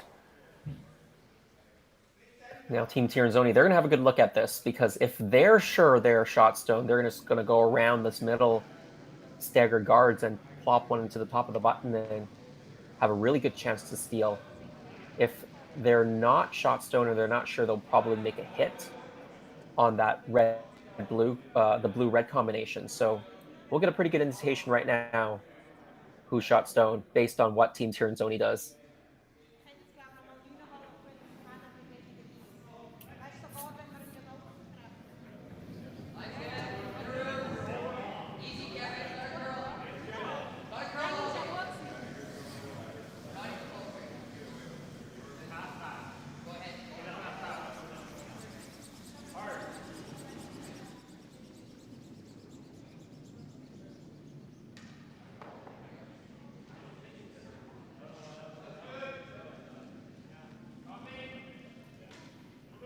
Yes, looks like Team Tirinzoni is going to play this blue-red combination, so that likely means Team Jones is either sitting one or it's too close to determine, so you're not going to take any chances here.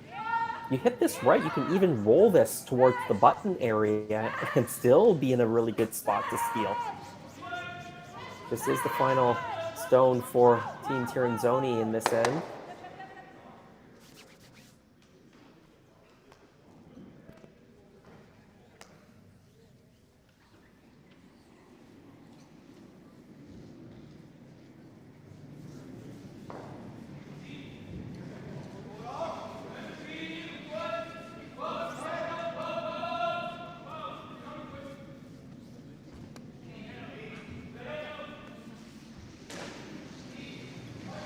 Well, one of the blue ones went out, and now they're having a look at the two biters, the blue at the top and the red at the back, to see who's closer, whether this hit might be for two.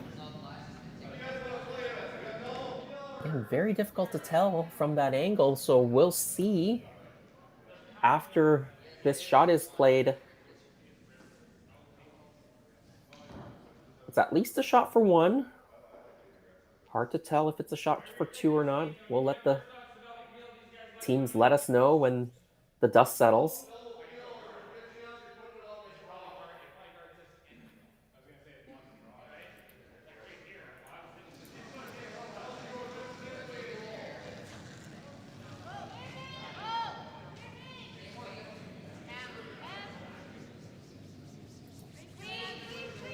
Final stone, Team Jones looking for the nose hit. They drive it by. They've got at least one. Now, are they going to have a look? Yeah, they're going to have a closer look. Maybe they'll call for the measure. It is at least one for Team Jones.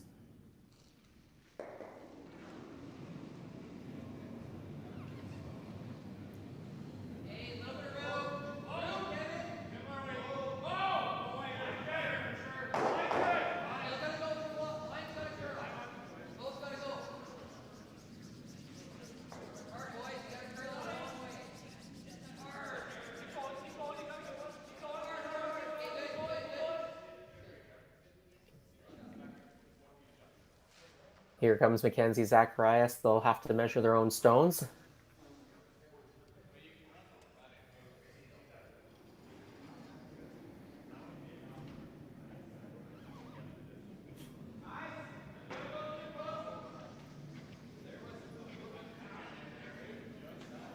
Well, this is a big second point here.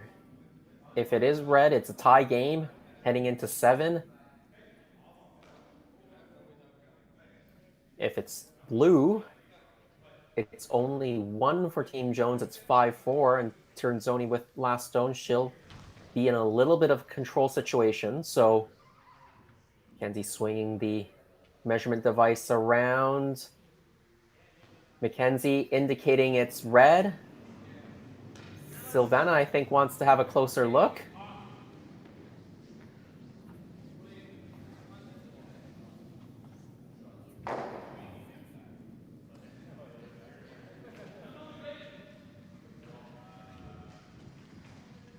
So she just retightened the gauge,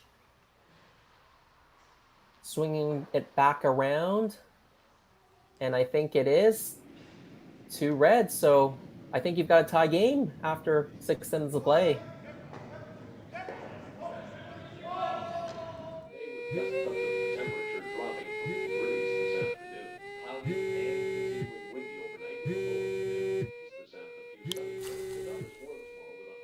For victims of domestic abuse, fleeing may mean leaving everything behind. There is hope. SaskTel provides brand new cell phones so that starting over is possible. Learn more at SaskTel.com/fresh start. Imagine being able to stream every curling game from every sheet from any event, be it your Wednesday league game, bonspiel, or corporate event. Curling Stadium offers an all-inclusive streaming solution featuring high-quality cameras, ease of use, great reliability, and minimal installation.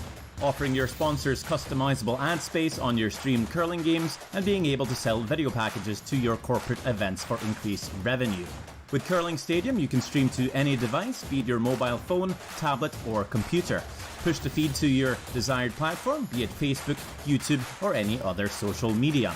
Curling Stadium is simply the way forward. Where it's commonplace in other sports to televise every game, we want to do the same. Curling is a global sport, and it's time it gets the coverage it needs. Make your curling club the next Curling Stadium.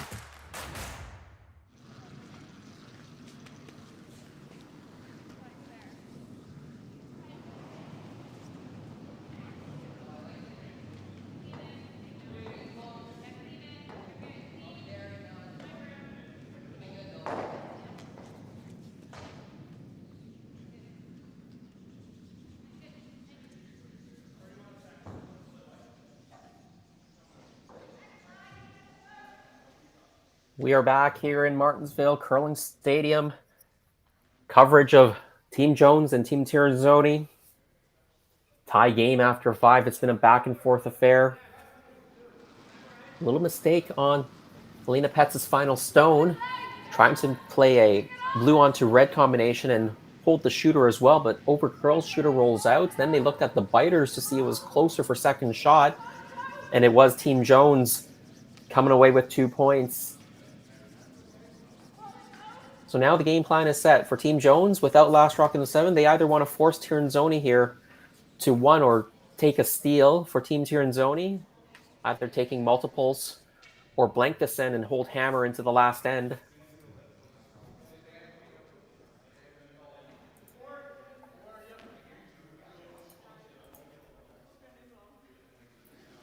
Quick scan over the other sheets. Steve Laycock was leading 5-1 over Michael Brunner, but Brunner of Switzerland, they've come back with 3 points in the sixth end. So Laycock with hammer in 7, up 5-4.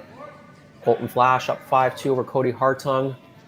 Team Flash trying to keep on top of the standings and go 4-0 with a victory.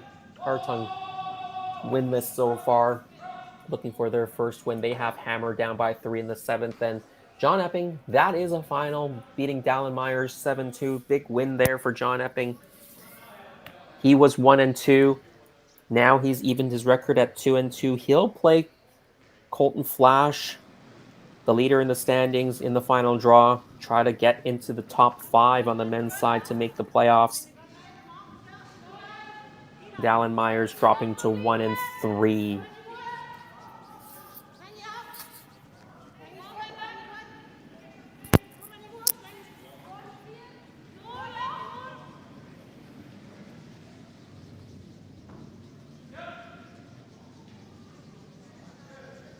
Team Jones trying to force Silvana Tirinzoni, making sure there's no blank opportunity. That's why the 2 center guards went up this time, rather than just one and then come around.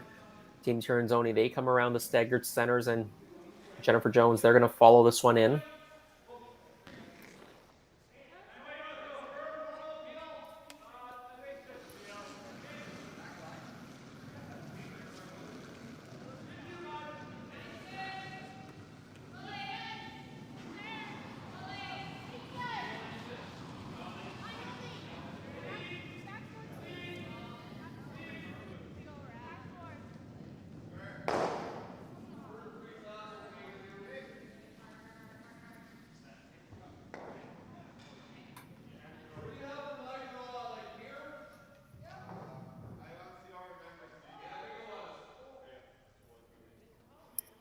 They tap the Tirinzoni rock back a little bit, but they roll exposed.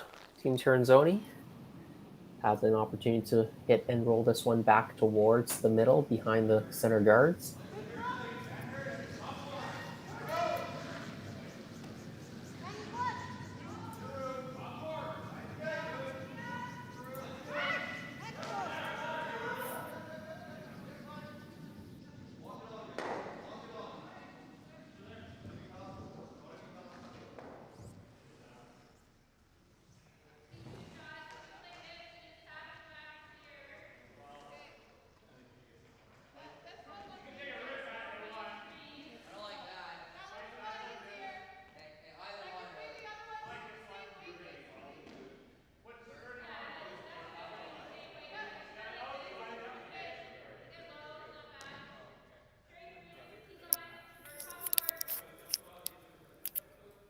They got a bit of a half roll. Actually, that's a good spot for them. Enough of a roll such that Team Jones can't really hit and roll behind cover that easily. So they're going to play a shot, maybe a freeze onto this shot stone blue. That's in the top of the 4-foot.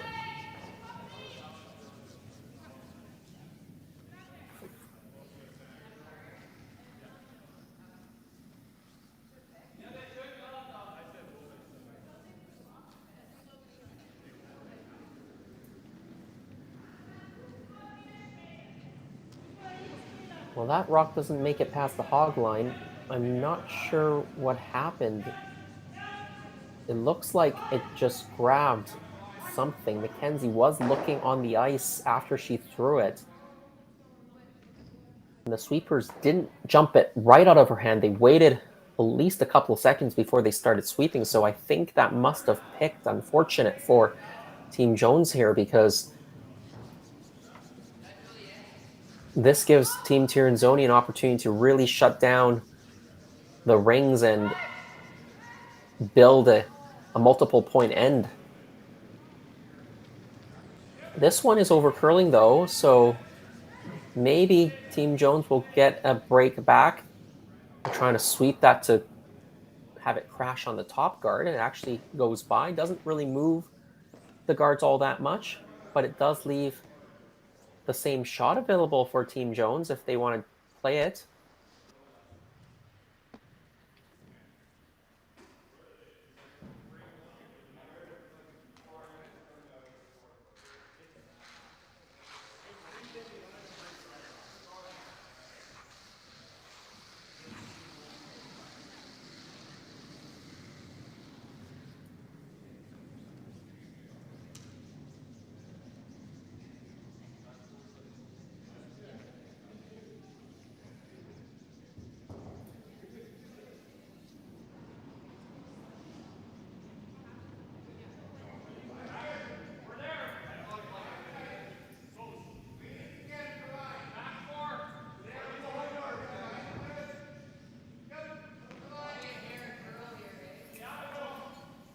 So I think the same shot was called. Not a lot has changed. Actually, one extra guard is up. So,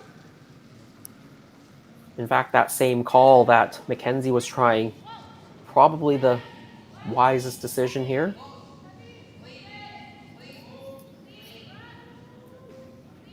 They are cleaning this path this time in front of the rock, making sure it doesn't pick. It's always a good thing to do on every shot. Now that curls in, it actually over curls and goes too deep. I think that is a little bit of miscommunication there. If you knew it was over curling or if you knew it was a little deep, you got to make sure you crash onto that blue stone so that you sit in front of the tee line.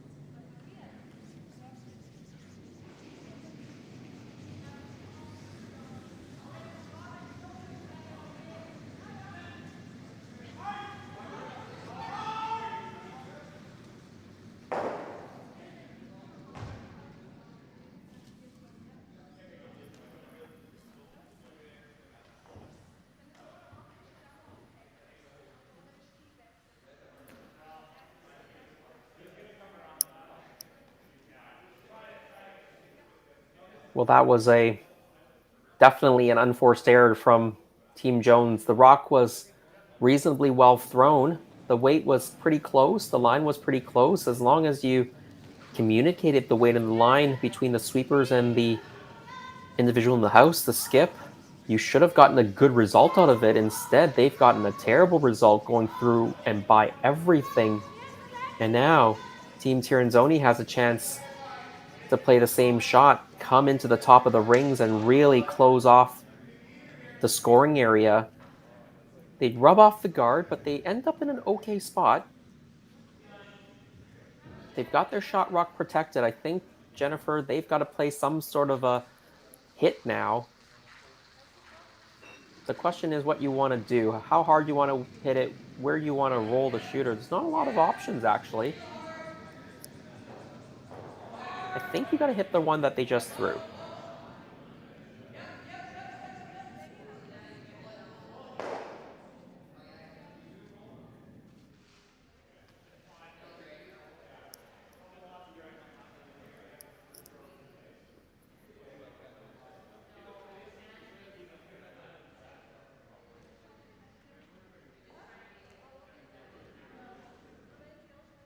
The problem with hitting the one they just threw and making the double is that second blue stone, there's a good chance it jams onto the red stone at the back. And that red stone right now is second shot. If you lose that red stone, you can have 4 blue rocks in the rings and just one lonely red one that's only fourth shot.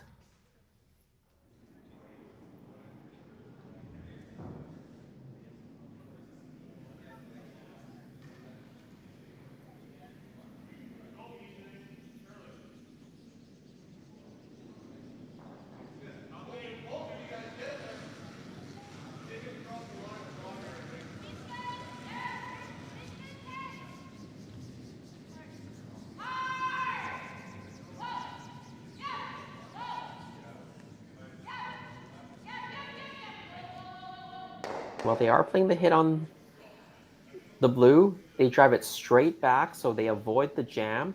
They keep the shooter in front of the ring, so that was a good play. Blue-ish still shot stone. Well, hard to say. Red might actually be shot stone now. That blue rock with that nose hit traveled a little bit higher in the ring, so it is pretty close. I think it is blue, still shot stone, red second shot at the back. But they've left their shooter, that red shooter, in a good spot to use. They can definitely promote that on their next rock.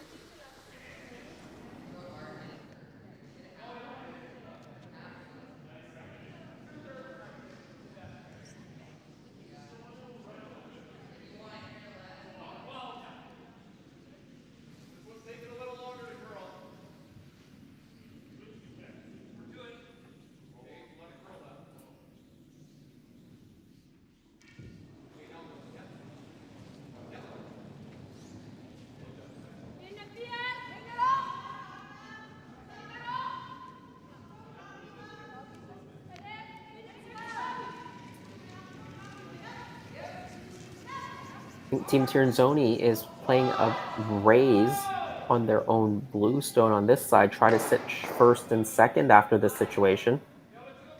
Moves it onto the top of the 4. Nicely done. Can you see enough of it to make a double? On the right-hand side, probably not. Probably need to raise your own stone in, the one that you just threw.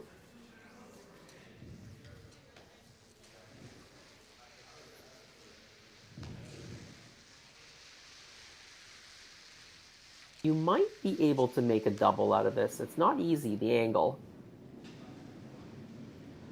Even if you just hit one of the blues out and sit right there in the top of the 4 or just in the top of the 8, it'll be a pretty good result.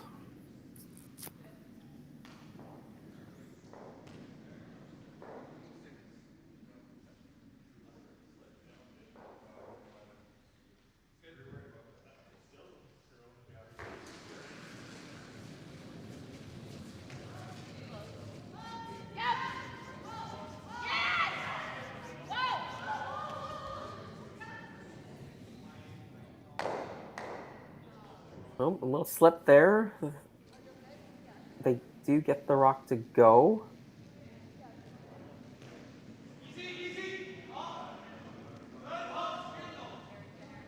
So we think blue still shooting shot stone. Red, second shot.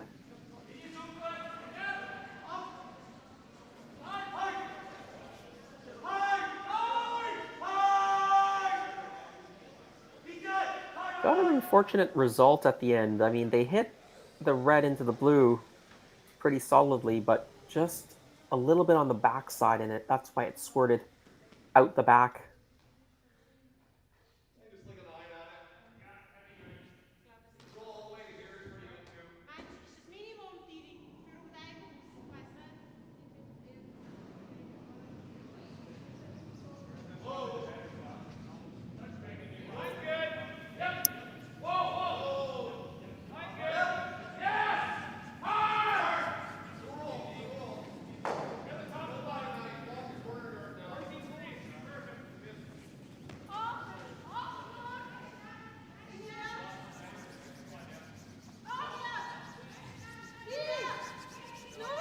Alina Pets with her first. I think the call is to draw around this blue stone. It's going to overcurl, spills into the 8-foot. Still an okay result. You can definitely use those on the last stone. But it does give Jennifer an opportunity to hit this shot stone blue rock. And if they can hit a little bit on the inside, roll a little bit behind the center guards, then there won't be a double and you've got the force on. If you hit and just nose it right there, I guarantee you Elena will take a run at the double.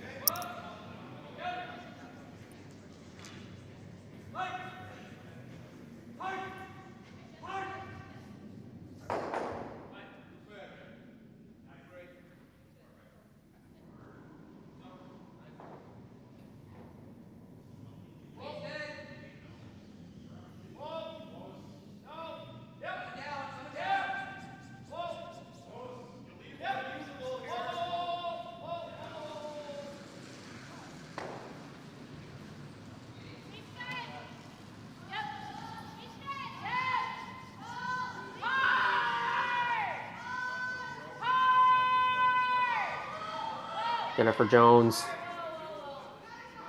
looking to hit the blue. Needs to avoid the jam at the back. She does. Wanted to get tighter to the guard so she can roll a bit inside. Now it is Team Jones sitting 2, but a double is there for 3 or 4, maybe even for 5. You could play a tap for 1. But the risk reward is definitely saying play the double. As long as you make contact with this top red, you're in no danger of giving up more than a steal of 1, and you have a great opportunity here to just seal the game away if you can make the double.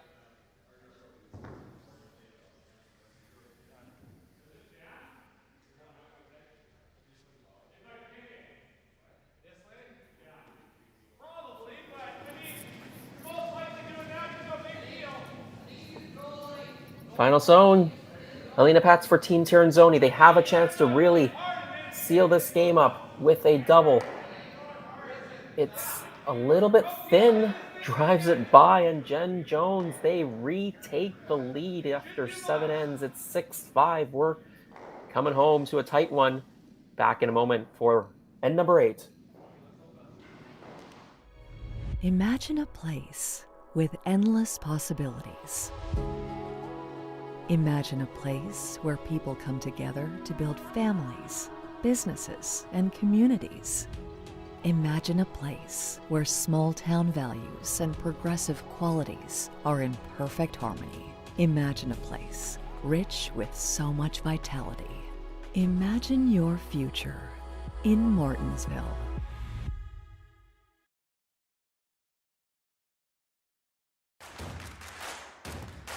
Imagine being able to stream every curling game from every sheet from any event, be it your Wednesday league game, bonspiel, or corporate event.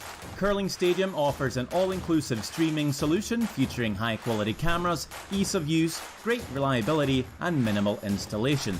Offering your sponsors customizable ad space on your streamed curling games and being able to sell video packages to your corporate events for increased revenue. With Curling Stadium, you can stream to any device, be it your mobile phone, tablet, or computer. Push the feed to your desired platform, be it Facebook, YouTube, or any other social media. Curling Stadium is simply the way forward. Where it's commonplace in other sports to televise every game, we want to do the same. Curling is a global sport, and it's time it gets the coverage it needs. Make your curling club the next Curling Stadium.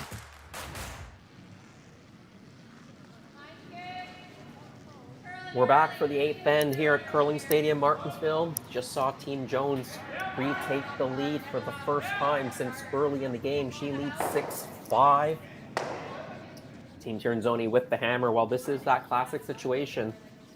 Down 1 with the hammer. Would you rather be in that situation or in the situation Jen Jones is in, up 1 without? We had Matt Hall with us earlier in the broadcast, in an earlier draw. I asked Matt Hall this question: what do the stats say? And the stats say, on the whole, Team Jen Jones would be the favorite under this situation. Has a 60% chance or so of winning, 40% for Team Tirinzoni, but every team's stats are going to be different. So those are just generalized stats for a general high-performance type team, but each team might have their individual percentage.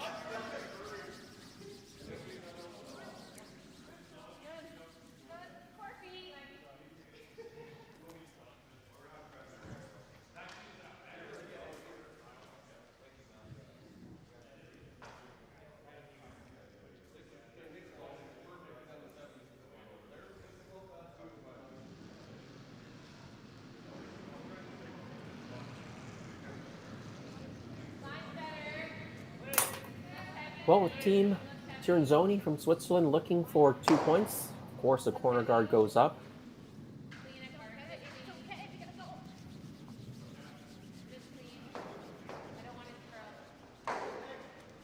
Team Jones looking for that center guard.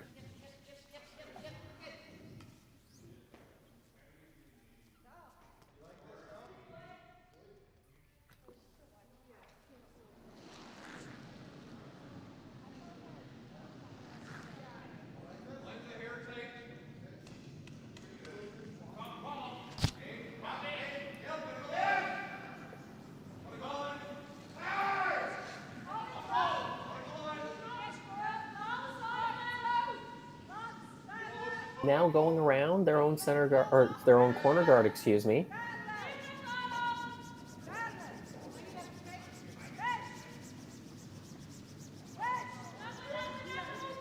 Trying to get this completely buried. Pretty good.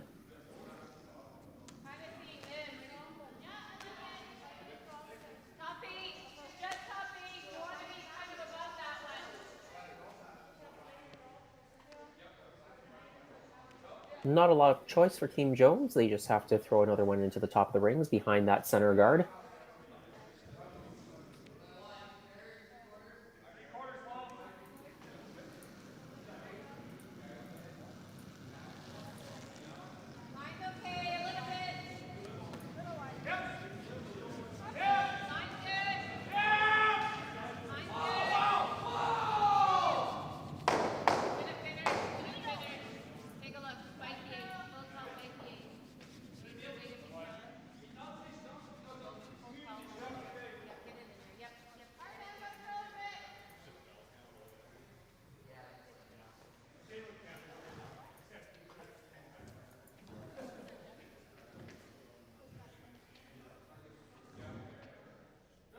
Comes up a little bit short from where they were intending. I think they wanted that to be fully in the 8-foot, out counting the blue.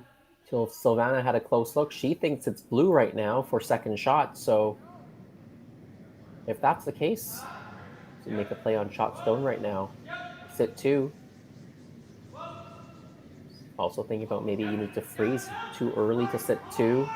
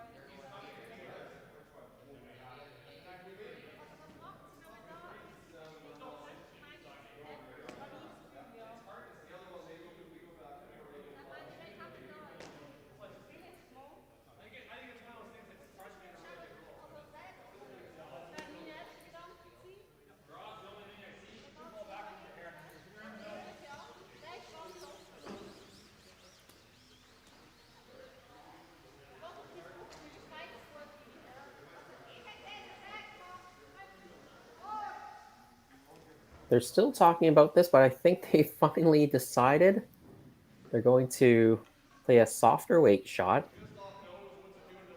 I think they're going to hit the shot stone red and roll a little bit to the inside.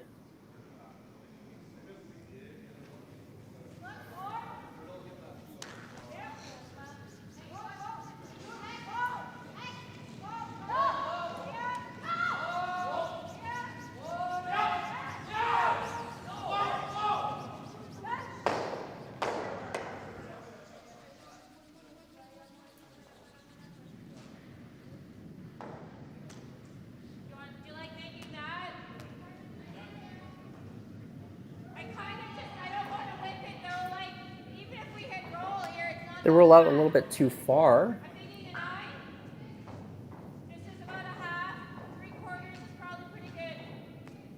Team Jones looking at some sort of a hit and roll.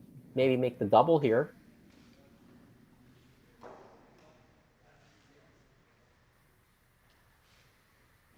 The hit and roll is very nice if you can sit on top.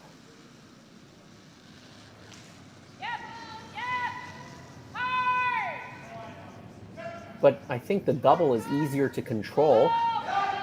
This one isn't even going to roll that way. It's going to hit on the nose, in fact. I really would have been tempted to play the double there. I mean, that blue stone is behind cover. You're not going to have a lot of opportunities to remove it. And that could be the second point for Team Tirinzoni. So when you have a chance to get rid of it, why not?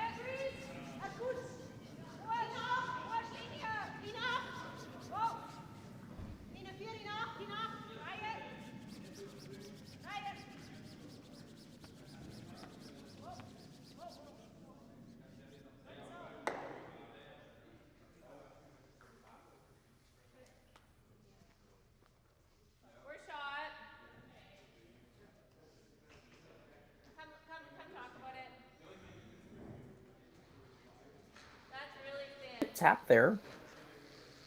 Moves the red stone to behind the tee line. Now Team Jones has to be more careful with their hits. They go straight back, it'll jam. If you hit it off half a rock, it'll jam into the other one.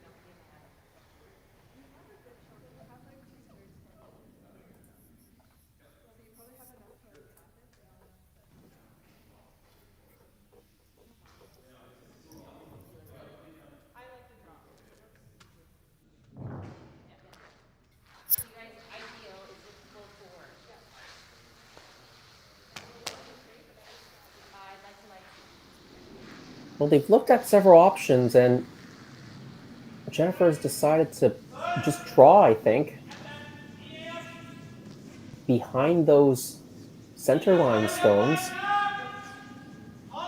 Try to hit full 4.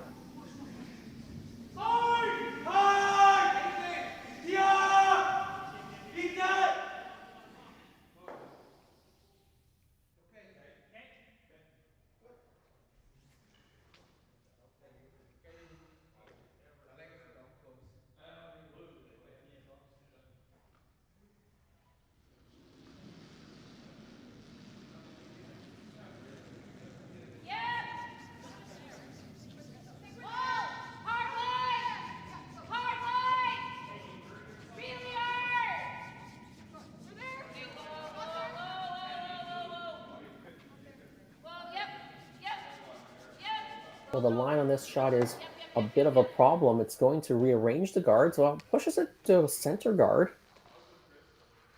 Rolls to a corner guard itself.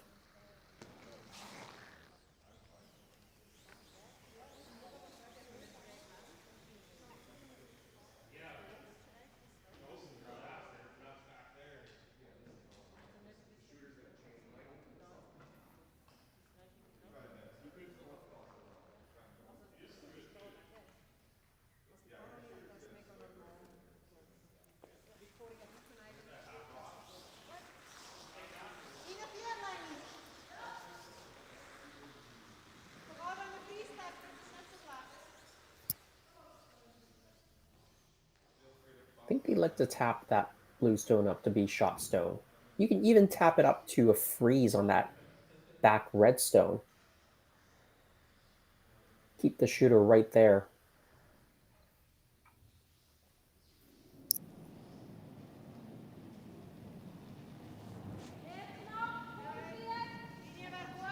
Right now, with the way the guards are, I think most of the play for the last few rocks are going to be near the center.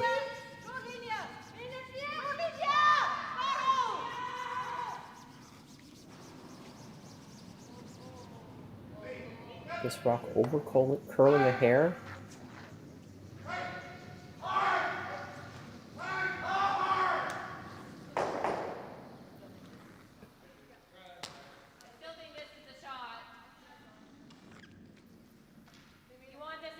The angle's not great right now for the blue stones that are grouped together. The one that just was thrown by Silvana and the one that it touched in the rings. You might think, why not play the double? Well, if you play the double, your shooter will at best just stay there, and you're leaving Silvana Tirinzoni a draw to the top of the 4 behind cover. Right now, Silvana can't really make use of those blue stones just the way they're staggered. So for Team Jones, you want to just come right in first, get another one into a better position, try to be top 4 shot stone.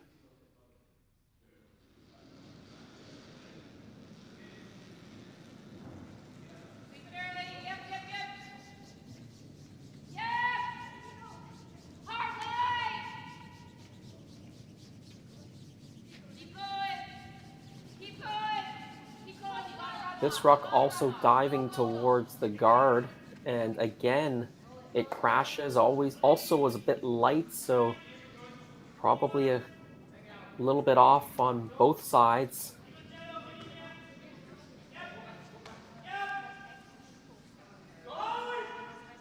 And the angle's not great here for Tirinzoni. They probably need to move these blues because the angles are so unfavorable right now that you want to make them a bit better for a future shot. You might be able to just push that blue that is closer to the 4 foot enough into the 4 foot to be shot stone as well. So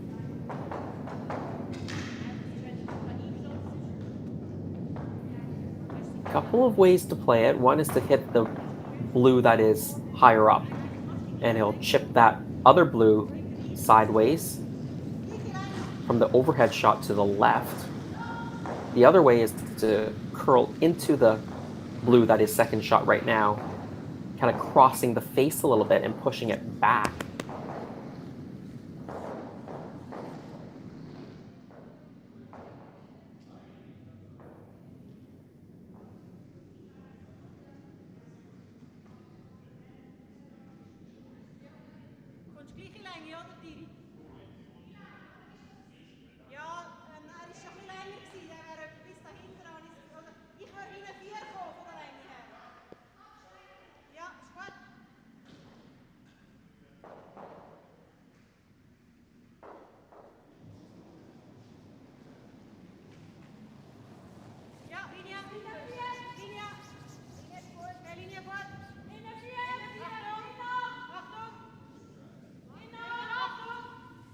Based on the line they've taken, I think they were trying to hit the blue that was already closer to the forefoot, trying to cross the face a little bit like that and push it into the forefoot. Really nice shot, Silvana Tirinzoni.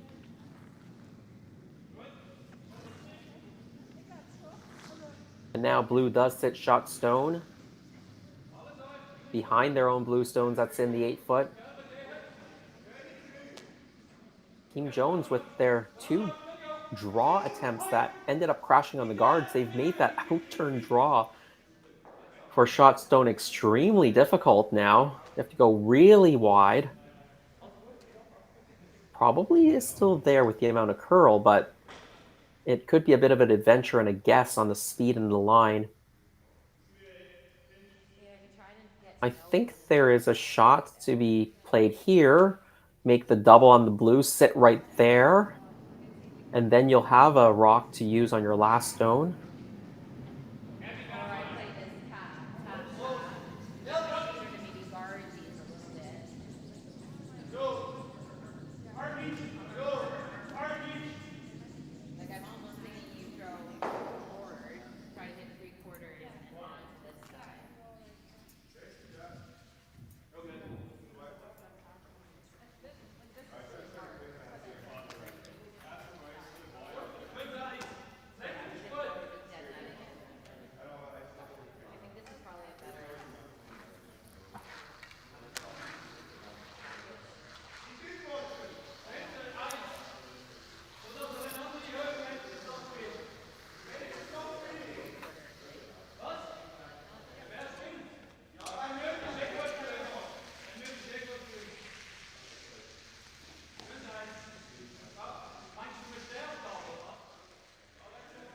So Jennifer Jones, first rock, they've decided to run the center line guard into their red that's in the top 8, just biting the top 8, and drive that into the rings.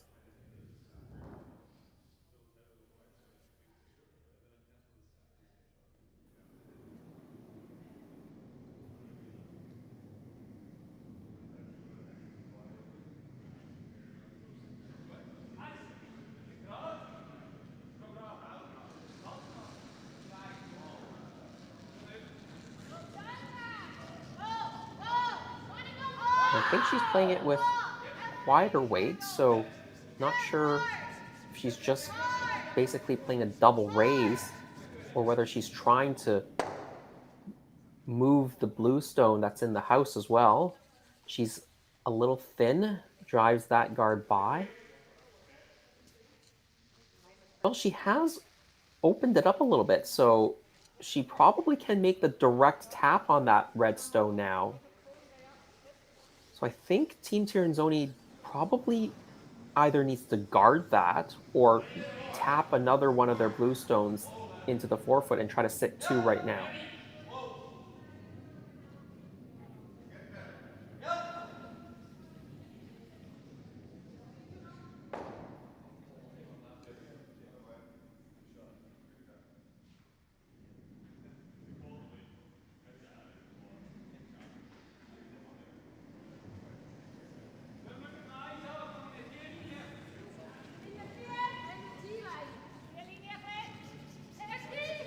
The Swiss team down by 1 with the hammer. Alina Pats, her first of 2 skip stones. They are playing a tap right now to try to sit first and second, I believe. Trying to sweep this one over for some more curl. It does make contact. I think they are 1 and 2 now.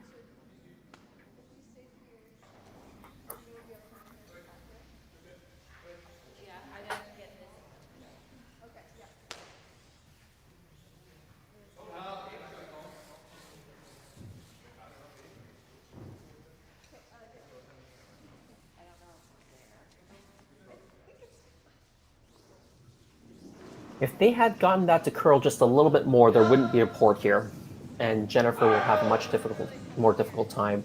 Now there is a port through the hole. You can make the double, and then you'll be sitting 2 in a really good spot. Even if you lose the back red one on the way by, you'll still be sitting shot stone. You'd love to be sitting 2 after this, right on the nose, and you're fairly close to picking it off.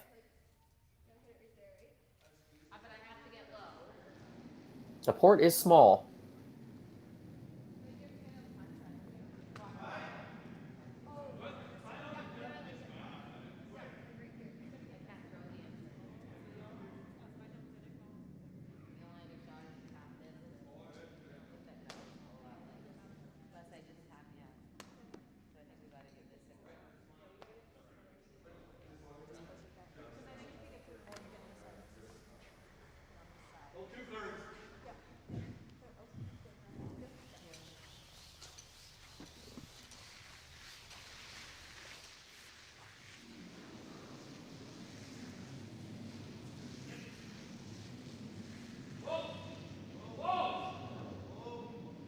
Team Tirinzoni down by 1. They are sitting 2. Those are the 2 winning points right now. If nothing else happens, Jen Jones, 1 rock to come.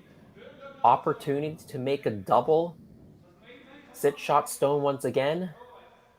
And perhaps win this game. Critical game for both teams. Coming into this match 2-1. One of them will get to 3-1 and be in great shape for the playoffs. The other at 2-2. They'll have to scrap for their last win. It's a small port for Jennifer Jones.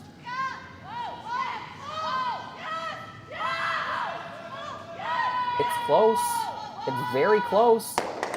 She's got it, I think. She picks it off. She does clip the back redstone on the way by, but she is sitting shot stone.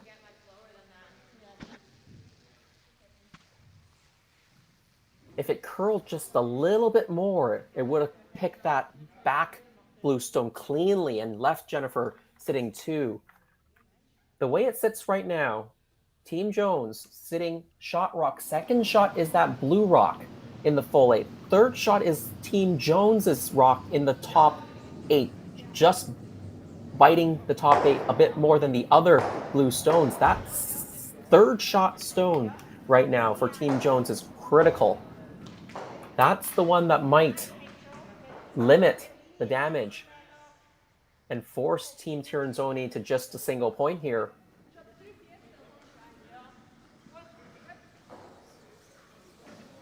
But there is a shot through the same port now. She can make it through, remove the red stone.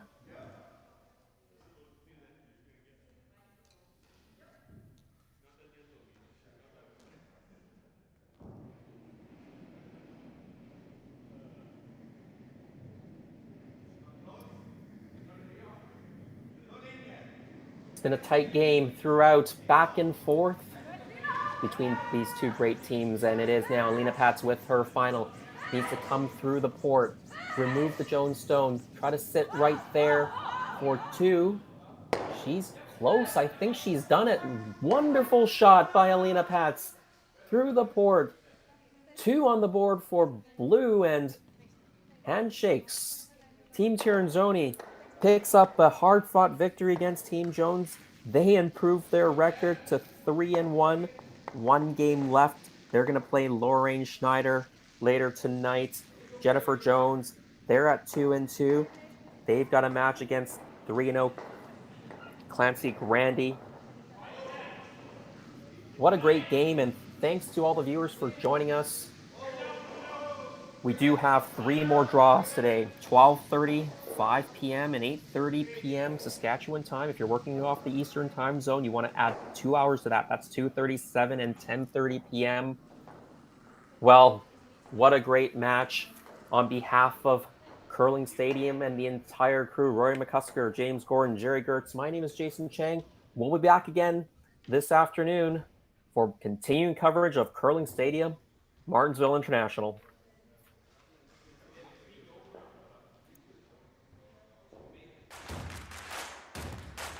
Imagine being able to stream every curling game from every sheet from any event, be it your Wednesday league game, bonspiel, or corporate event. Curling Stadium offers an all-inclusive streaming solution featuring high-quality cameras, ease of use, great reliability, and minimal installation. Offering your sponsors customizable ad space on your streamed curling games and being able to sell video packages to your corporate events for increased revenue. With Curling Stadium, you can stream to any device, be it your mobile phone, tablet, or computer.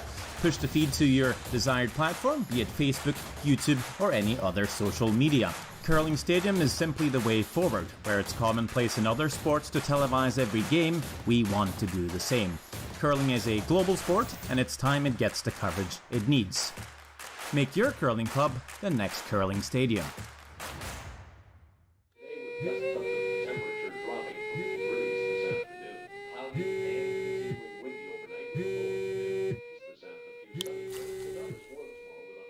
For victims of domestic abuse, fleeing may mean leaving everything behind. There is hope. SaskTel provides brand new cell phones so that starting over is possible. Learn more at sasktel.com/fresh start.